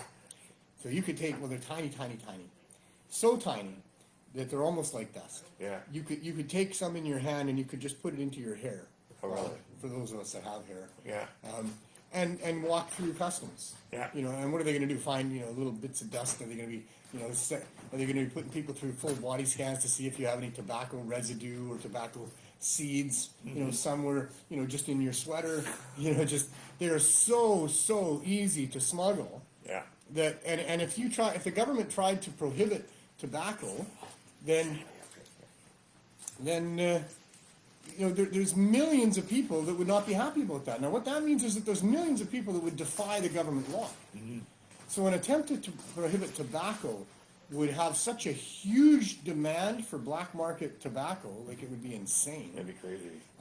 You know, I mean, people would start paying higher prices even yet. I mean, the government's already taxing the hell out of it. So they did for alcohol. But yeah, I mean, because black market suppliers of tobacco, and it depends how hard the government's cracking down on this, right? I mean, with cannabis, they used the biggest tool in their toolbox. They used a bloody sledgehammer and dynamite to try to stop people from growing, supplying, or even having cannabis. 3 strikes and you're out. A roach, a joint, you know, a seed, a little chunk of hash has put people in jail for 10, 15, 20 years. An ounce of hash put me in jail. Oh, Jeez. You have an ounce. You're looking at Ooh, 28 grams. You're looking at an ounce. You look at just over a couple ounces of just regular weed in a half a dozen jurisdictions around the world will get you executed. Yep. So they have tried with the biggest amount of power that they could possibly muster to try to convince people not to use cannabis. And if they were to do the same thing with tobacco, the price of tobacco would be through the roof. Mm-hmm. The smuggling of tobacco would be widespread. The availability on the black market would still be, you got millions and millions of people demanding it. You're going to have to. I mean, we would have a real crime-infested world if they tried to do that. But they did it. They've tried to do it with cannabis, and look what's happened. You know, not to the same extent that you would have if you tried to do it with tobacco, because you know cannabis wasn't that big a commodity. You know, wasn't that popular. People didn't really know until they tried to prohibit it. You know that it was even there. Yeah. But no, this is wrong on so many levels. It's all about greed, and it's just so hurtful to so many people. Anyway, It is. where do we need to go from here? I don't know. Well, it's 20 after there's- 5. Yeah, I know. I'm looking at my paper there. There's an attack. I mean, Let's just say for Jody. Because That's what I was where going. were you going to go? Because her thing is ending on Friday. oh, is that right? Yes, so we have to have those things in by Friday. So Jody is spearheading the movement to get our lounges permitted. They've never really been permitted, but the Cannabis Act and the way it's being enforced in British Columbia does not allow for any cannabis lounges for people to gather in any way, and that's just absolutely horrible on so many levels. It's not the government's purview once again, but it deprives so many needy people, the ones that need the most, to have a place to be able to consume, to go to consume with like-minded people. And that's what the government doesn't want. Just like they're going after the molecule that causes euphoria, because really what they're not wanting you to do is be euphoric. They don't want you to think outside the box. They don't want you to realize how wonderful life is and how bad taxes are, which is what happens when you start putting things into perspective with that amazing molecule. And the same thing is going on with the ability to congregate together and have these conversations amongst ourselves.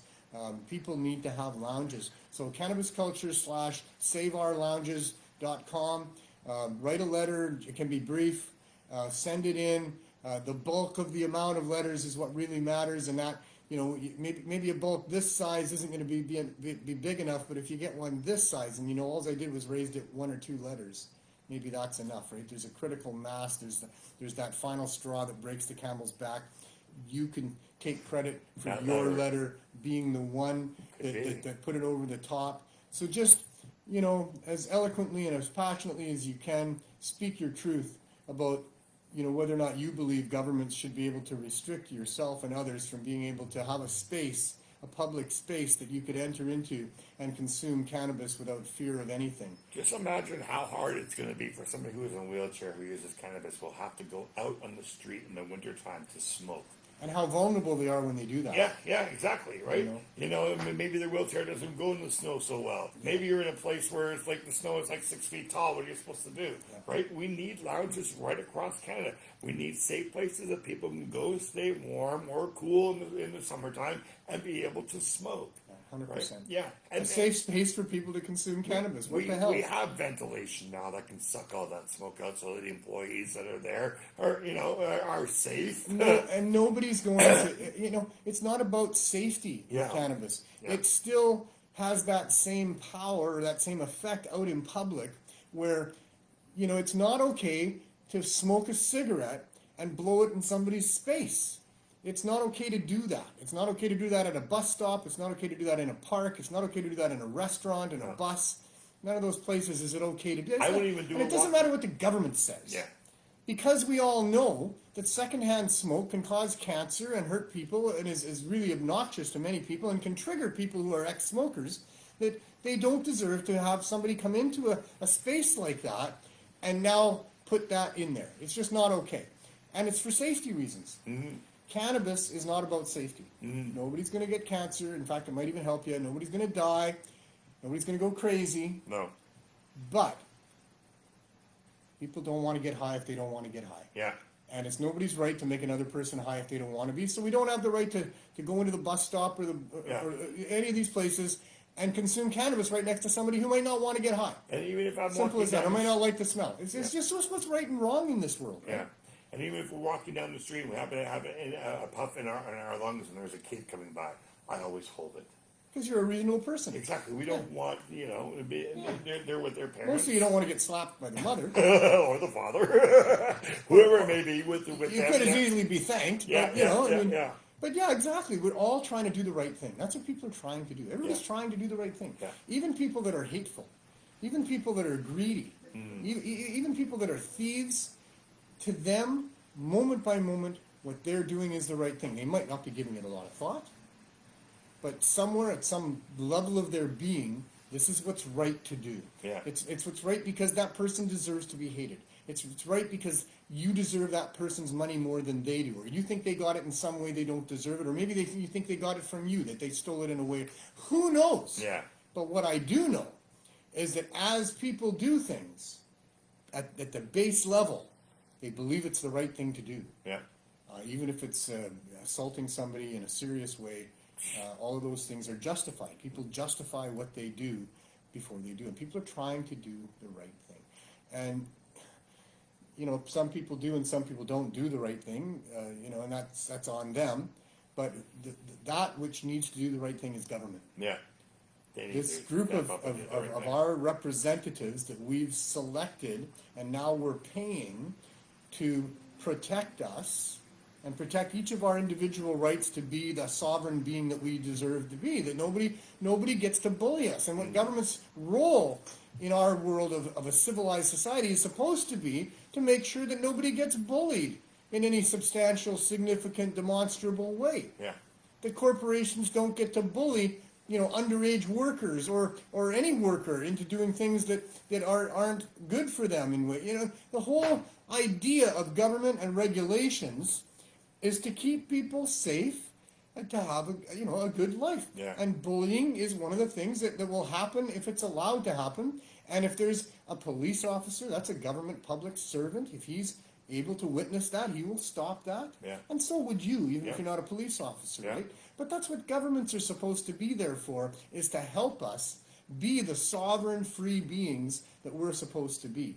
And it's been just so perverted by corporate greed and influence over the couple hundred years here in Canada of governance that, here we are with a stark naked Prime Emperor, bent over and prone, just waiting to be mounted because he's just so hypocritical in what it is that he's trying to do. It is so wrong. It's been getting more and more obviously wrong for a long time. It's been really wrong for a long time, but they hide it well. But it's less and less hidden now. From a prime minister who declares that good Canadians that were had issue with the lack of freedom that was being extended to them and the ability to choose for themselves and needed to be heard, to the point where they gathered together and formed a convoy and went to Ottawa to be heard, were labeled as terrorists and Nazis. And they had their bank accounts frozen. These were people who were standing up for the rights and the freedoms that our forefathers went to war and were willing to take bullets to die for. They weren't terrorists. He made them out to be terrorists because he hid, because he wouldn't listen to them. He wouldn't talk to them. Oh, That's all they wanted. He said he had COVID. He had COVID. Yeah, good go there. Well, put up a screen. Yeah. Put up a screen. People were still talking to each other during COVID. And the Prime Minister hid until it became a big deal. Yeah. Until now, all these people had arrived with all of their big trucks, and nobody's going to listen to them. The Prime Minister's not going to come out and talk to them. And what are they supposed to do? Well, not going anywhere until he does. They're expecting that he's going to any moment. That's what a prime emperor, well, no, maybe not a prime emperor. A prime emperor, I guess, wouldn't do that. He'd go hide. He wouldn't. He'd say, I don't need to talk to you people. But a prime minister, a public servant in Canada, that guy, he needs to come out right away to try to diffuse the situation and listen to what they have to say. Instead, he hid and he waited and he knew what was going to happen. It became a big deal. They started to try to get more attention. Different factions were trying different things to try to get attention, to try to get somebody to listen from the Prime Minister's office. I know what that's like as a cannabis activist. You try all kinds of stuff. In hindsight, maybe it wasn't a good idea to shut down a bridge. Maybe. And we talked about all of that. Yeah. As I joined the activist movement some years ago, that was some of the tactics that were being used that weren't working very well. And we talked about it. And we decided, no, this isn't good.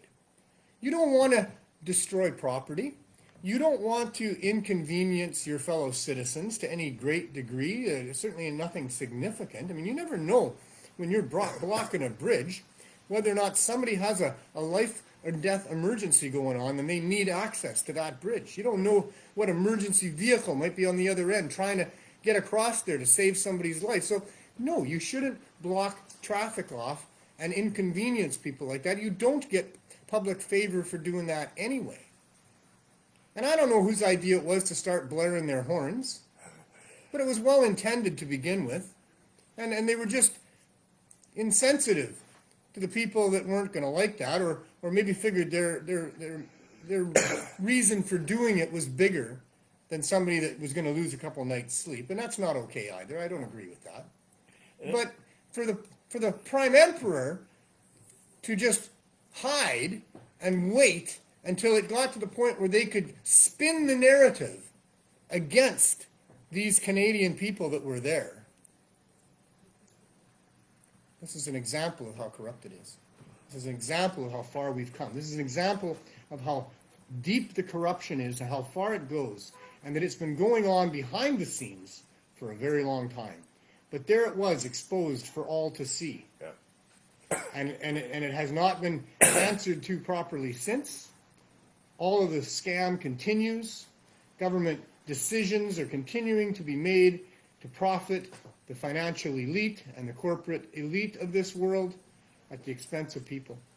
And it's like the only way you can get the government to do something is get up there and lobby, right? And only the people. No, that's not the only way, and that's what I'm the saying. big companies have the money to pay these lobbyists to do these things, right? Lobbying is a good way to do it. Yes. You got the money to bribe a government minister. You got the money to pay some high-powered salesperson, give him a serious budget to take that minister out to fancy things and all the rest of it that they use to try to get favor from public servants. That is one way of getting the government. And it is likely the best way. Yeah.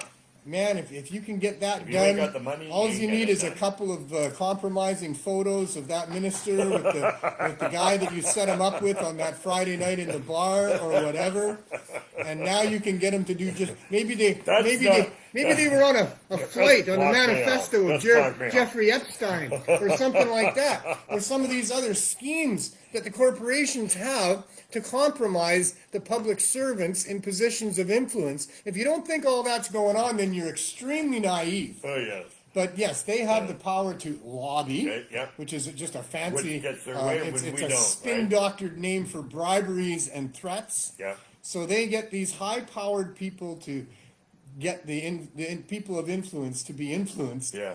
And that's how that works. And that is the best way to do it. It is. But as a movement to legalize cannabis, well, especially in the early days, there wasn't a lot of funding for We that. can't take them out for lunch, but we can smoke a joint with them, right?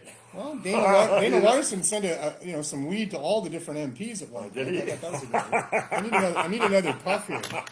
Sorry, I didn't share mine. And that's my you don't usually point. smoke mine. That's my point. We have tried so many things. Yeah. It's not just lobbying, and you lobby through writing letters too, right? Yeah. You lobby through phone calls and emails and lots of different. That's all lobbying as well. Yeah. But the way the corporations do it, which is to have meetings behind closed doors, Yeah. where they've got checkbooks and photographs and whatever else they need, they do whatever it takes, right? I'm sure they do whatever it takes because that's their job.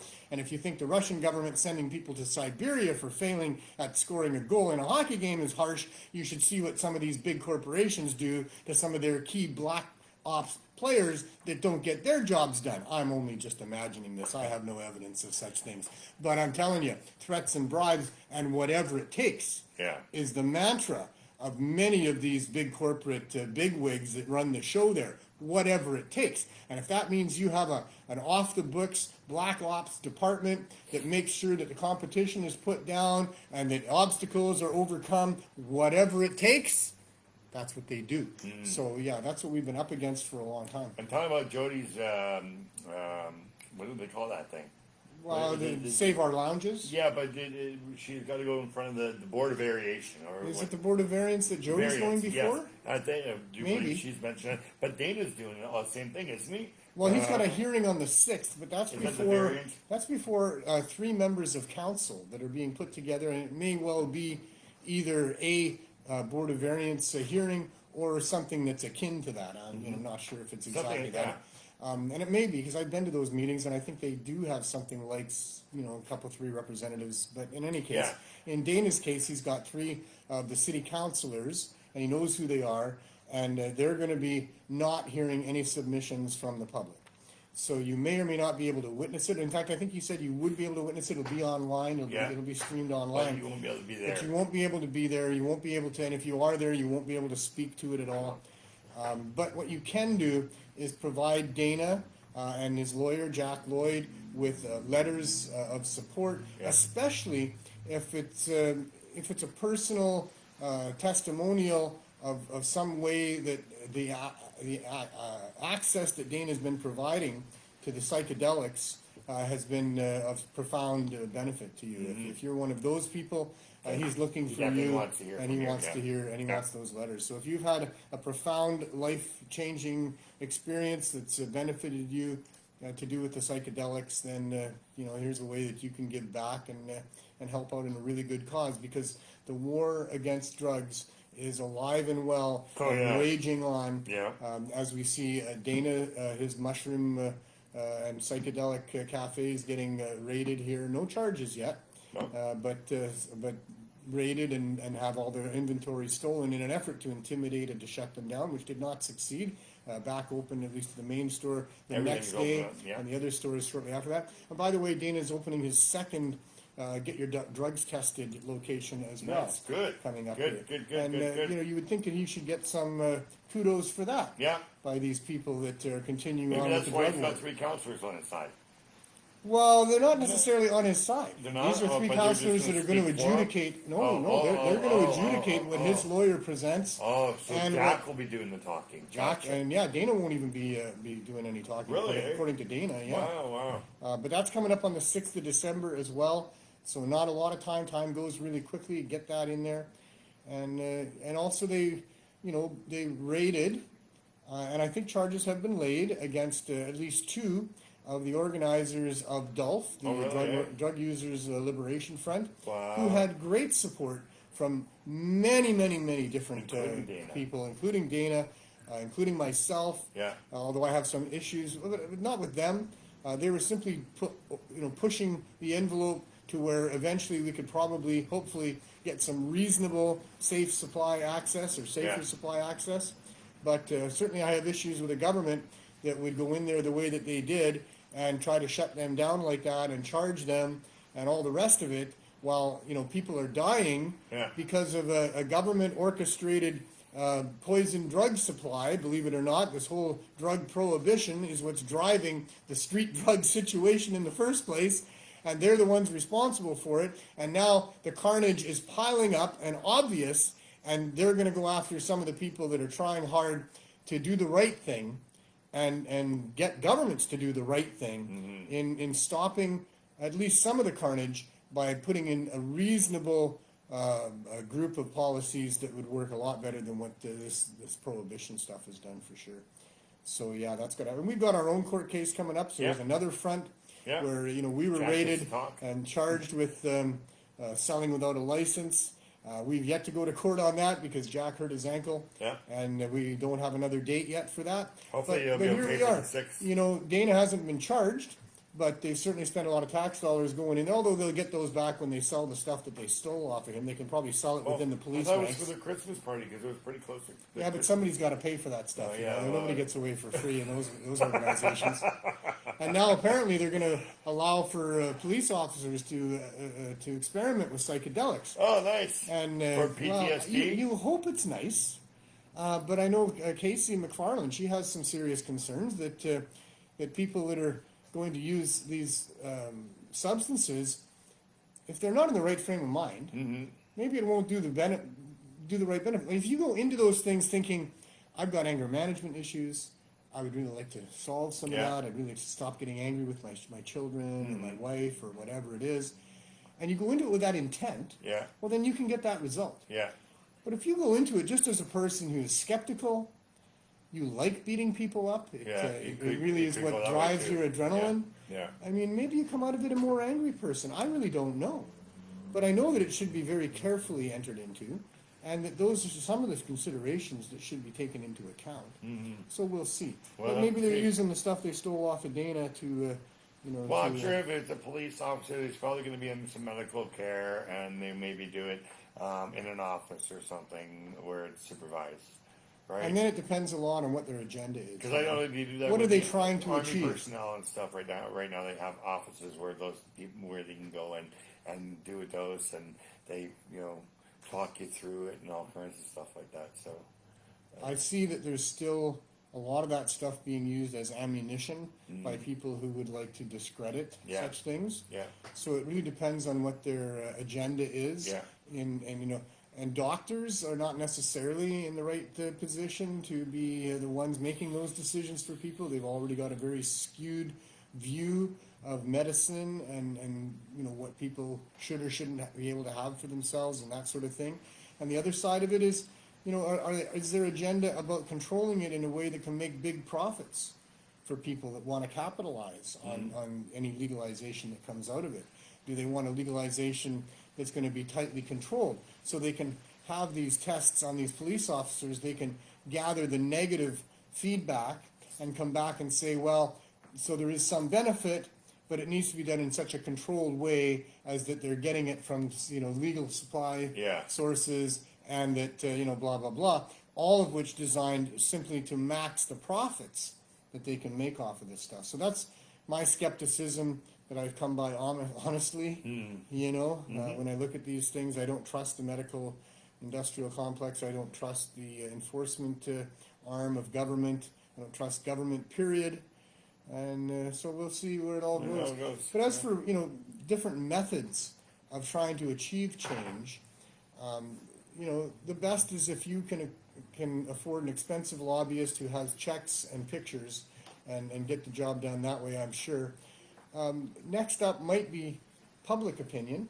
The court of public opinion is pretty strong. can be. And if you can really get some sort of a campaign going, or reach critical mass Yeah. of people understanding just how wrong things are. If the average Mr. and Mrs. Jones and Smith are out there talking about how people are dying because of government policies to do with drug prohibition, and that same government is restricting and withholding that access to and that information that would help people get off that stuff so that they can monetize it. If this becomes public knowledge, Yeah. then there can be a groundswell and a real grassroots movement without huge funding to get the public, in that mind space. And they stay there typically until something gets done. In most cases, it's some government minister coming out and giving some lip service to that they're going to change things, and then they never really do. No, they never do. So there's that. The next step would probably be through the courts. Yeah, and that's what you're trying to do. And there you get some satisfaction sometimes, but man, You it's gotta like go all the way to it's Supreme like, Court before that happens, right? you gotta really impact positively 1,000 people to get a good reputation. Yeah, You gotta impact one person negatively to lose it. yeah, yeah. So it takes, in the courts, you really, Jack has a slam dunk case. Yeah. For what we're doing here, in my opinion, and should be in any opinion where somebody is able to reasonably gauge between right and wrong.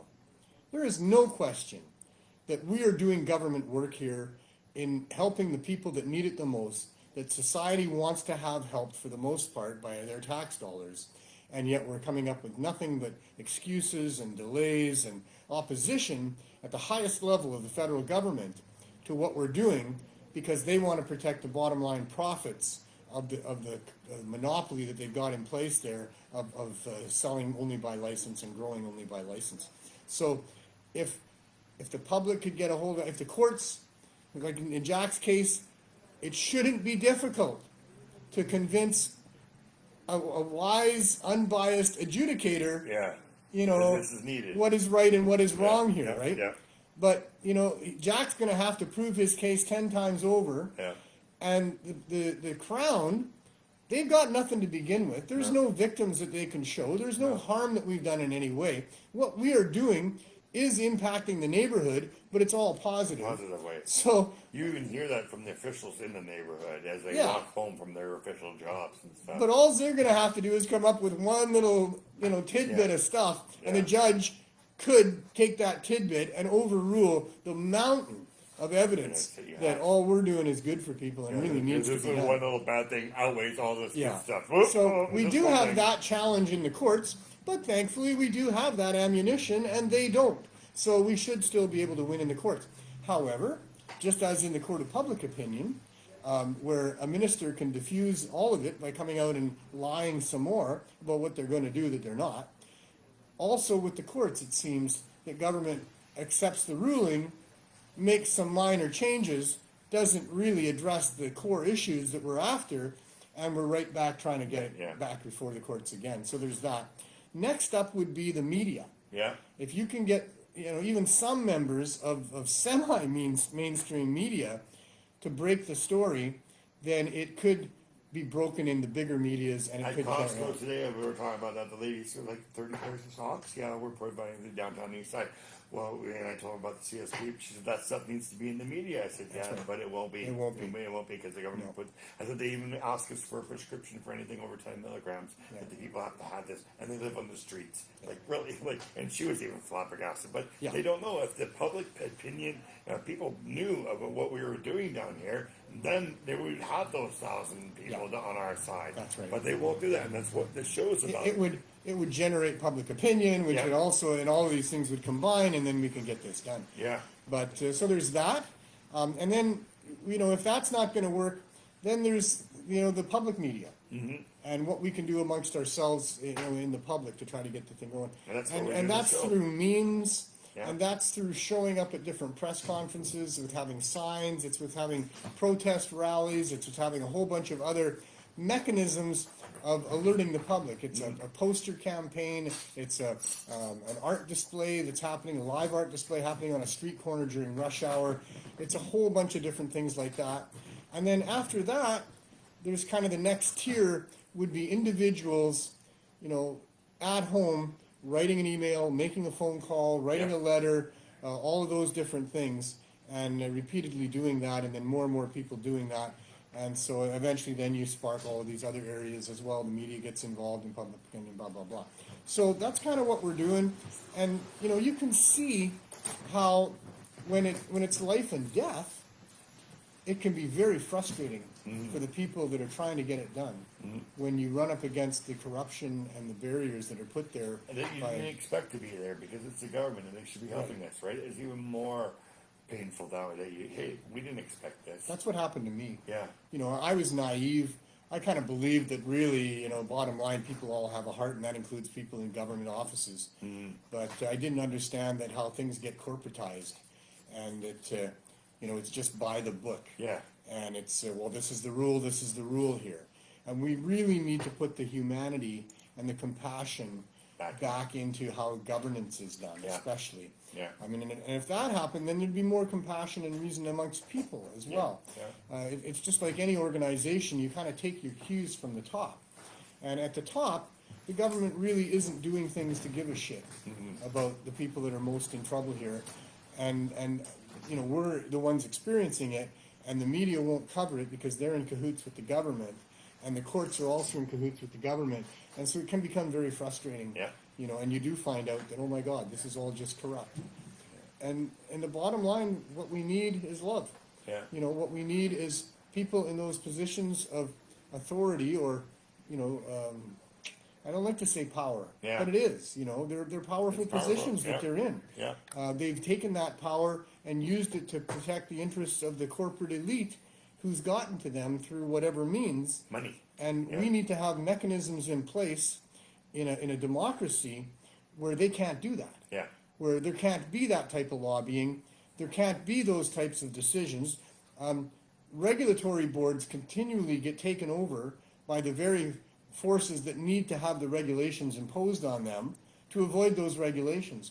What we need to have is a second tier of government regulators that oversee the regulators, whose job and title and mission statement is all about making sure that there's reasonableness, Yeah. that there's fairness, Yeah. that what's right is winning out over what's is wrong. that an ombudsman? Yeah, it can be an ombudsman. But we don't have ombudsmen for everything, because I know there's no ombudsman for Health Canada for getting our ACMPRs and stuff, because I would be talking to one right now. You Yeah, know, like, that's right. Right, and they should. That is right. They should, because then Exactly we're talking what I'm about talking patients, about. right? Yeah. A government department of reasonableness. Yeah. To make sure, just like the endocannabinoid system maintains a balance and a homeostasis over all the other systems, there needs to be a ministry of reasonableness Yeah. that maintains a balance of these other ministries so that they can't be perverted by the greed and the corporations that happen. There's two things at play here. There's greed and there's just the desire to harm certain people. There's hate that plays into this. And those people need to be screened out. Hurt people hurt other people. They can't be in government offices where they can have that going on. Yeah, We need to have people that are more people, compassionate. There yeah. needs to be proper, testing of candidates and a criteria that would make sure that we get reasonable and compassionate people, especially in those particular positions where it is most important. The overseers, the supervisors, and all that. And then it all goes top down to where everybody's being kind to each other. Everybody's trying to be reasonable. And two people stuck in a situation where one person has broken the rule and the other person is to enforce the rule can have a reasonable conversation about whether the breaking of that rule was significant. Yeah. Whether in that case it deserves to have the enforcement of the rule or not.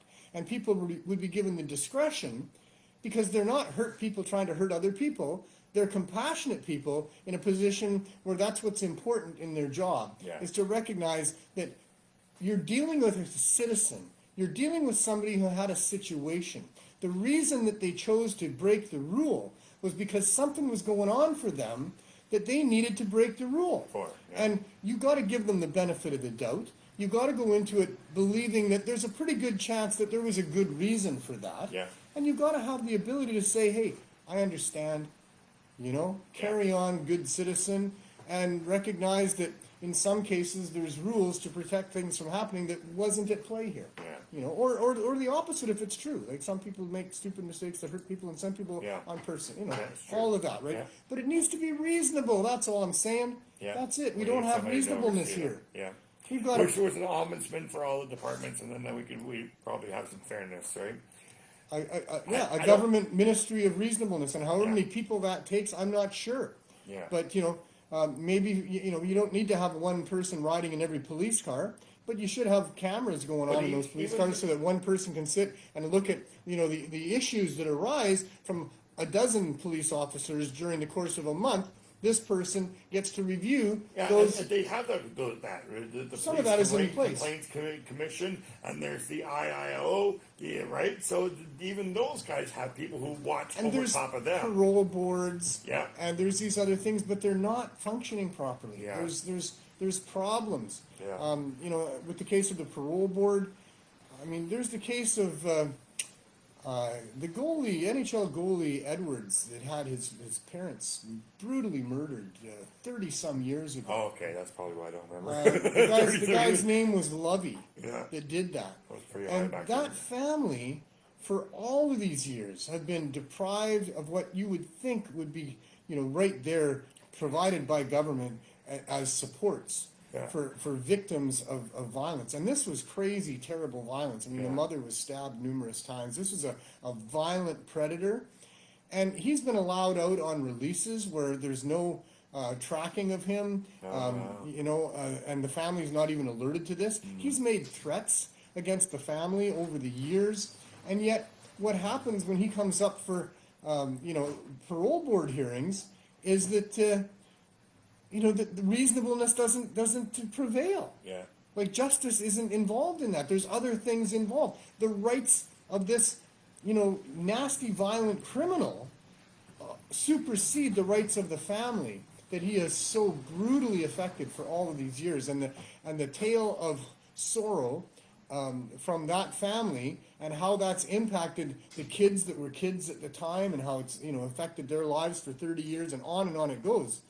there seems to be very little reasonableness and compassion for the victims of violence as compared to the rights that these criminals are given. Fully, found guilty of the crime, no question there, Yeah. and yet treated as if they're the ones that are citizens with rights. Yeah. They are, yeah. Lots and lots of work needs to be done in this so-called democracy of ours, and you can come up with the bottom lines, which I have, and they need to be limited, they need to be accountable, they need to be transparent, and they need to recognize that their role is to protect the rights of every individual to be a sovereign being, and that the enemy in that are the financial elite, those groups with the ability to have leverage and power over people that have that are vulnerable. That's the role of government. That's what I want to see in the future. I'm not sure how we get there because the corporations have a very firm grip on the system that we have going on right now. But that's what we're advocating Some for. people are going to say get rid of the humans. Or go to defund the police. Defund the police or whatever. Whatever. But what we need is reasonableness. What we need is logical reasonableness. There's things to build on our foundation of democracy that we have here with public servants. There's ways that we could make that reasonable. Yeah. But it isn't that way We need now. cooperation and communication. Of the people in those positions. Yes, exactly. Right. So that means that you've got to elect people in there that are going to make those changes to make themselves more accountable, limited, and more transparent. And that's a tough sell. That is a tough especially sell. when you have a system where people can get up and lie to you. Yeah. They can distract you. They can create issues and make that what they're running on, and their other agenda not even talk about at all. Yeah. And on and on and on and on it goes. We don't Sad. have a good political system for identifying what parties are all about, what they're going to do once they're in there, what onus is on them to keep the promises that they made, and what limits are on them about what they can and cannot do once they get in there. All of that stuff needs to be worked on. We are a democracy in progress here, and for a while, you get ebbs and flows in progress, and we've gone through quite a period of a nasty downturn on how much rights we have as people and how much corruption there is involved in those people that are in governance over us. Well, that's almost a show. Yeah. So we're not going out to the RV. Well, I guess not because we're on the laptop So- thing, and it's now raining. So I don't know if we should take the laptop out into the rain. No, so. we're not going to take the laptop out. And so that's what's happening, folks, is we've had some technical difficulties here. Again, but We're it not seems to be sure. working now. Really? Yeah, it seems to be okay now. I think it was just like, see if we change it. Well, no, it's not working now. But if we go here, and I go here, and we turn this, I can do it this way. See, it is. there we are. It is doing it now. So, But if we disconnect from here and try to do it on there, it won't work. It was working. And what it's doing is it won't allow for the phone to be flipped sideways. And the phone needs to be flipped sideways, Yeah. because of the content that we have and da-da-da-da-da. I keep getting a message, and it kept saying that. Let's see, what did it say? Oh, I don't know. There it is.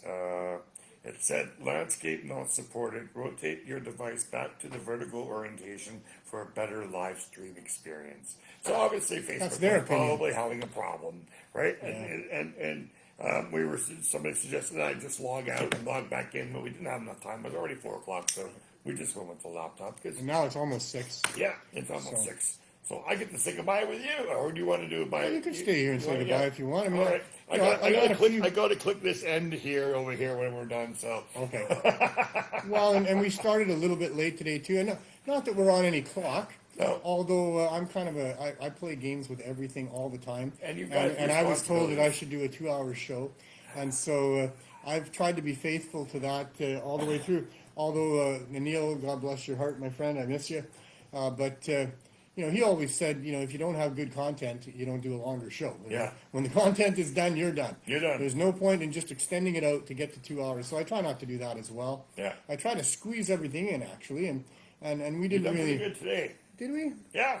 I guess we We did. got everything. Yeah. I think I covered just about we can talk everything. about Cannabis. We can talk about Cannabis, but that's Cannabis.ca, your 420 friendly meeting and meetings. You hear about me talk about in my reels and stuff like that occasionally. So yeah. you want to get horizontal with somebody that's attractive to you. Or we just want You to have- share a bag. You having trouble finding somebody in your life that can, make it all work with you, along with some of the sacred herb. Cannabis.ca, that's for That's you. it, yep. You get that right out of the way, right off the hop. You don't have to do, hey, you meet this beautiful girl in the grocery store, you say something funny, she da-da-da, hey, I need your number, you exchange numbers, now you're going out on a date. You don't know if she smokes weed or not, that didn't come up. How are you going to tell her? What are you going to say? That is all completely not an issue if you meet on Canamatch.ca. So do your grocery shopping online. Go to Canamatch.ca to meet the fellow shoppers, and you'll meet the ones that are smoking weed, that are weed friendly. And if you need weed, they can maybe help you find weed and all that sort of stuff. So it is a great Everybody resource. that smokes weed knows somebody who smokes weed. Well, not if you're new in town. You don't. No, I mean like to get some from. Yeah, right. Well, like, but that's what I say. yeah, If you're new in town, you might not know anybody. No, and but- you know, so Canamatch.ca. It's the answer to a whole bunch of problems that are there within the community with respect to keeping together and the unity that we need to have.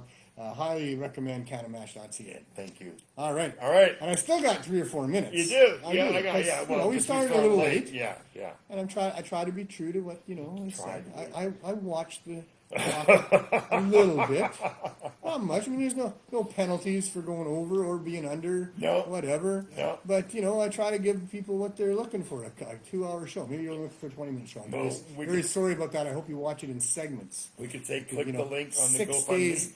There's just enough time to watch a 20-minute segment, every day, and have 1 day of rest before the next show. So you could break the show up into 20-minute segments if that's all you're comfortable with. It's completely up to you. Yeah. That's the beauty of the internet. That's the beauty of streaming. Watch it live if you like, or watch it later at whatever pace you want. Which a lot In of any people case. do. We hear you. The only thing I wanted to say is that,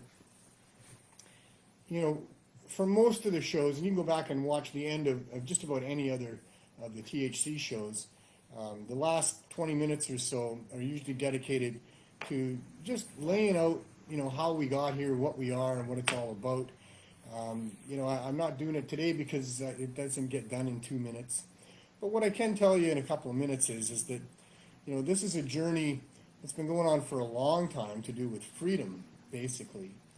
But us here, with what this show's been revolving around, it's this battle for freedom on this particular front where the government's not allowing people to have easy, reasonable, low barrier access to cannabis in ways that would help them escape addiction, deal with serious health issues, or just enjoy cannabis on a daily basis when they don't have much money. And so that's the fight that we have going on here. And the route that we've taken at this point on this particular battlefront is to focus on the public health emergency and the hundreds and thousands of people that are caught up in this addiction to these opioids that has been a result of doctors putting them on these things for the most part, or them getting introduced to them when they had serious issues to do with things that these things can be helpful with, and they end up addicted to it. And then along comes fentanyl, many, many times stronger than heroin. And when not expected in a dose, can shut your heart and lungs down and kill you. And so people that think they're using something else end up getting this stuff in their supply, and it's difficult to know how that's happening and why it's still happening several years later.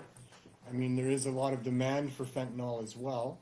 The dealers of other drugs maybe are using unsanitary methods of weighing out different drugs, but that, in my mind, doesn't account for how much of it is in how many of the different samples that people are purchasing on the street, at the street level.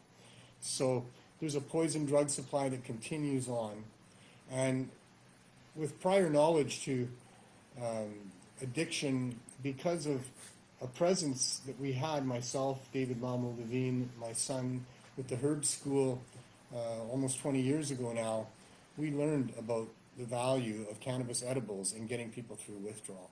And we've been running this program now, it'll be 7 years in February. For half of that time, we were giving it out on the streets to lineups that would come twice a week, and 300 packs would be given out to people for free. And for the last half of these 7 years, we've been doing it both originally from a storefront for several months and then now in an RV as we wait for a corrupt federal government to give us that slip of paper with a signature that would allow the municipal government to give us a business license, that would allow us to be in a storefront and operate with dignity and to provide some respect for those people that just need to have a place to get cannabis in a low barrier, reasonable form. So that's what we've been doing. There's a whole lot that's transpired in between all of that. There's a lot of information about how we've done all of that and different things that have happened along the journey. But suffice to say, we're here. We're still waiting now for a court date that'll come sometime in the new year, where maybe we get to put all this stuff before a judge. But in the meantime, Health Canada is still refusing to give us that piece of paper. We're still refusing to stop providing access to people. And that is also in the form of sold cannabis. And we talked about it quite a bit earlier in the show today, about the fact that we were selling cannabis alongside of the CSP in an effort to support the CSP, in an effort to have the storefront that will be used by the CSP and all of that. But the donations that come into the CSP are barely enough to cover all of the cannabis edibles that we hand out to people, 420 milligrams every 4 days to 270 people. That's a lot. And we have trouble keeping up with that. To pay for the rent, to pay for the hydro and the staffing and all the other expenses in all this, that needed to be done by the sale of cannabis. But what we didn't touch upon at that time was how important it is to have cannabis for sale discreetly, low barrier, to a population of people that come from all walks of life, that are not the visible, homeless, addicted people living in poverty, but are people, like I say, from all walks of life. They've gotten themselves addicted to these things, and they are not going to join a program and identify themselves as someone involved in that addiction. They need to have discreet, low barrier access. And really, you should only have to say low barrier, because discretion obviously should be part of the low barrier to access. And that low barrier to them, to those people that aren't going to join a program, that need to be able to get access, is crucially important. But to the marketplace itself, to have that happen, the government needs to get out of the pot business. They need to allow low barrier access to the marketplace by those suppliers and growers of cannabis that have products that could be used by the public. And there's no reason why they can't bring that to the marketplace, have it scrutinized by whatever retailer might be interested. And if it passes criteria, it should be made available to the public and they should be able to get paid for it. And maybe some taxation involved, although we're talking about a commodity that is medicinal, it is helping people, it is helping Canadians, it is offsetting the use of other harmful substances in our environment like alcohol, commercial tobacco, pharmaceuticals. So there's real room for debate as to whether or not there should be much government oversight or any government taxation of the cannabis industry. And those discussions need to happen. And the low barrier access needs to happen. And if you see that and understand that like I do and that we do here, then you understand that it's something worth fighting for and necessary to fight for. And all the different ways we talked about of doing that don't severely inconvenience the public or involve in property damage. I'm not talking about a violent revolution. I'm talking about a peaceful evolution of masses of people who passionately and enthusiastically move forward on a mission to make sure that our less fortunate brothers and sisters that are afflicted by many of these things that we're lucky enough not to be, that we get passionate for those people, we get compassionate for those people, and that we get on board with this movement to fight for freedom through low barrier access to cannabis, because that's one of the main things that's got to happen before any talk of any further freedom can happen. Because if you're not free to access Mother Nature's most beneficial and most benign medicinal herb because of government action against you, then you are certainly not free, and you never will be free as long as that's the case. So I welcome anybody who wants to join the movement. I hope that's everybody, because there's room for everybody, and there's really no room for crew members on here who are just having a vacation and going to Hawaii to sit in the sun. We're all on a ship that is in trouble. It's on fire. We need to try to put it out. We need to try to get it where it's going safely, and it takes everybody. So be part of the solution. It'll give you great energy. It'll give you a great reason to live. It'll help defeat depression. It'll help defeat how we feel about how helpless we otherwise are in a world run by rich people. Every person can do something. Every person can be that one person that adds that one straw, that one letter that reaches critical mass, that does the job. So be that person. Be part of that mix. I welcome you. I love you. I hope that you're having a great life. I hope you realize and appreciate how wonderful the life experience can be, that nature, creation, the universe are full of abundance of wonderful things as well as horrible things, and that you can embrace life and you can stay on the positive side of things, and that you can be kind to yourself and be kind to others and have a life that involves helping people as best you can. But the most important thing, because life is so short, it's way too serious to take too serious. The best thing we got is humor, and we can turn everything into something that's at least a little bit funny, even if it's a dark comedy. Make sure, spread it around, tell everyone, have as much fun as you can. See you next week. Hey guys, cheers. Cheers.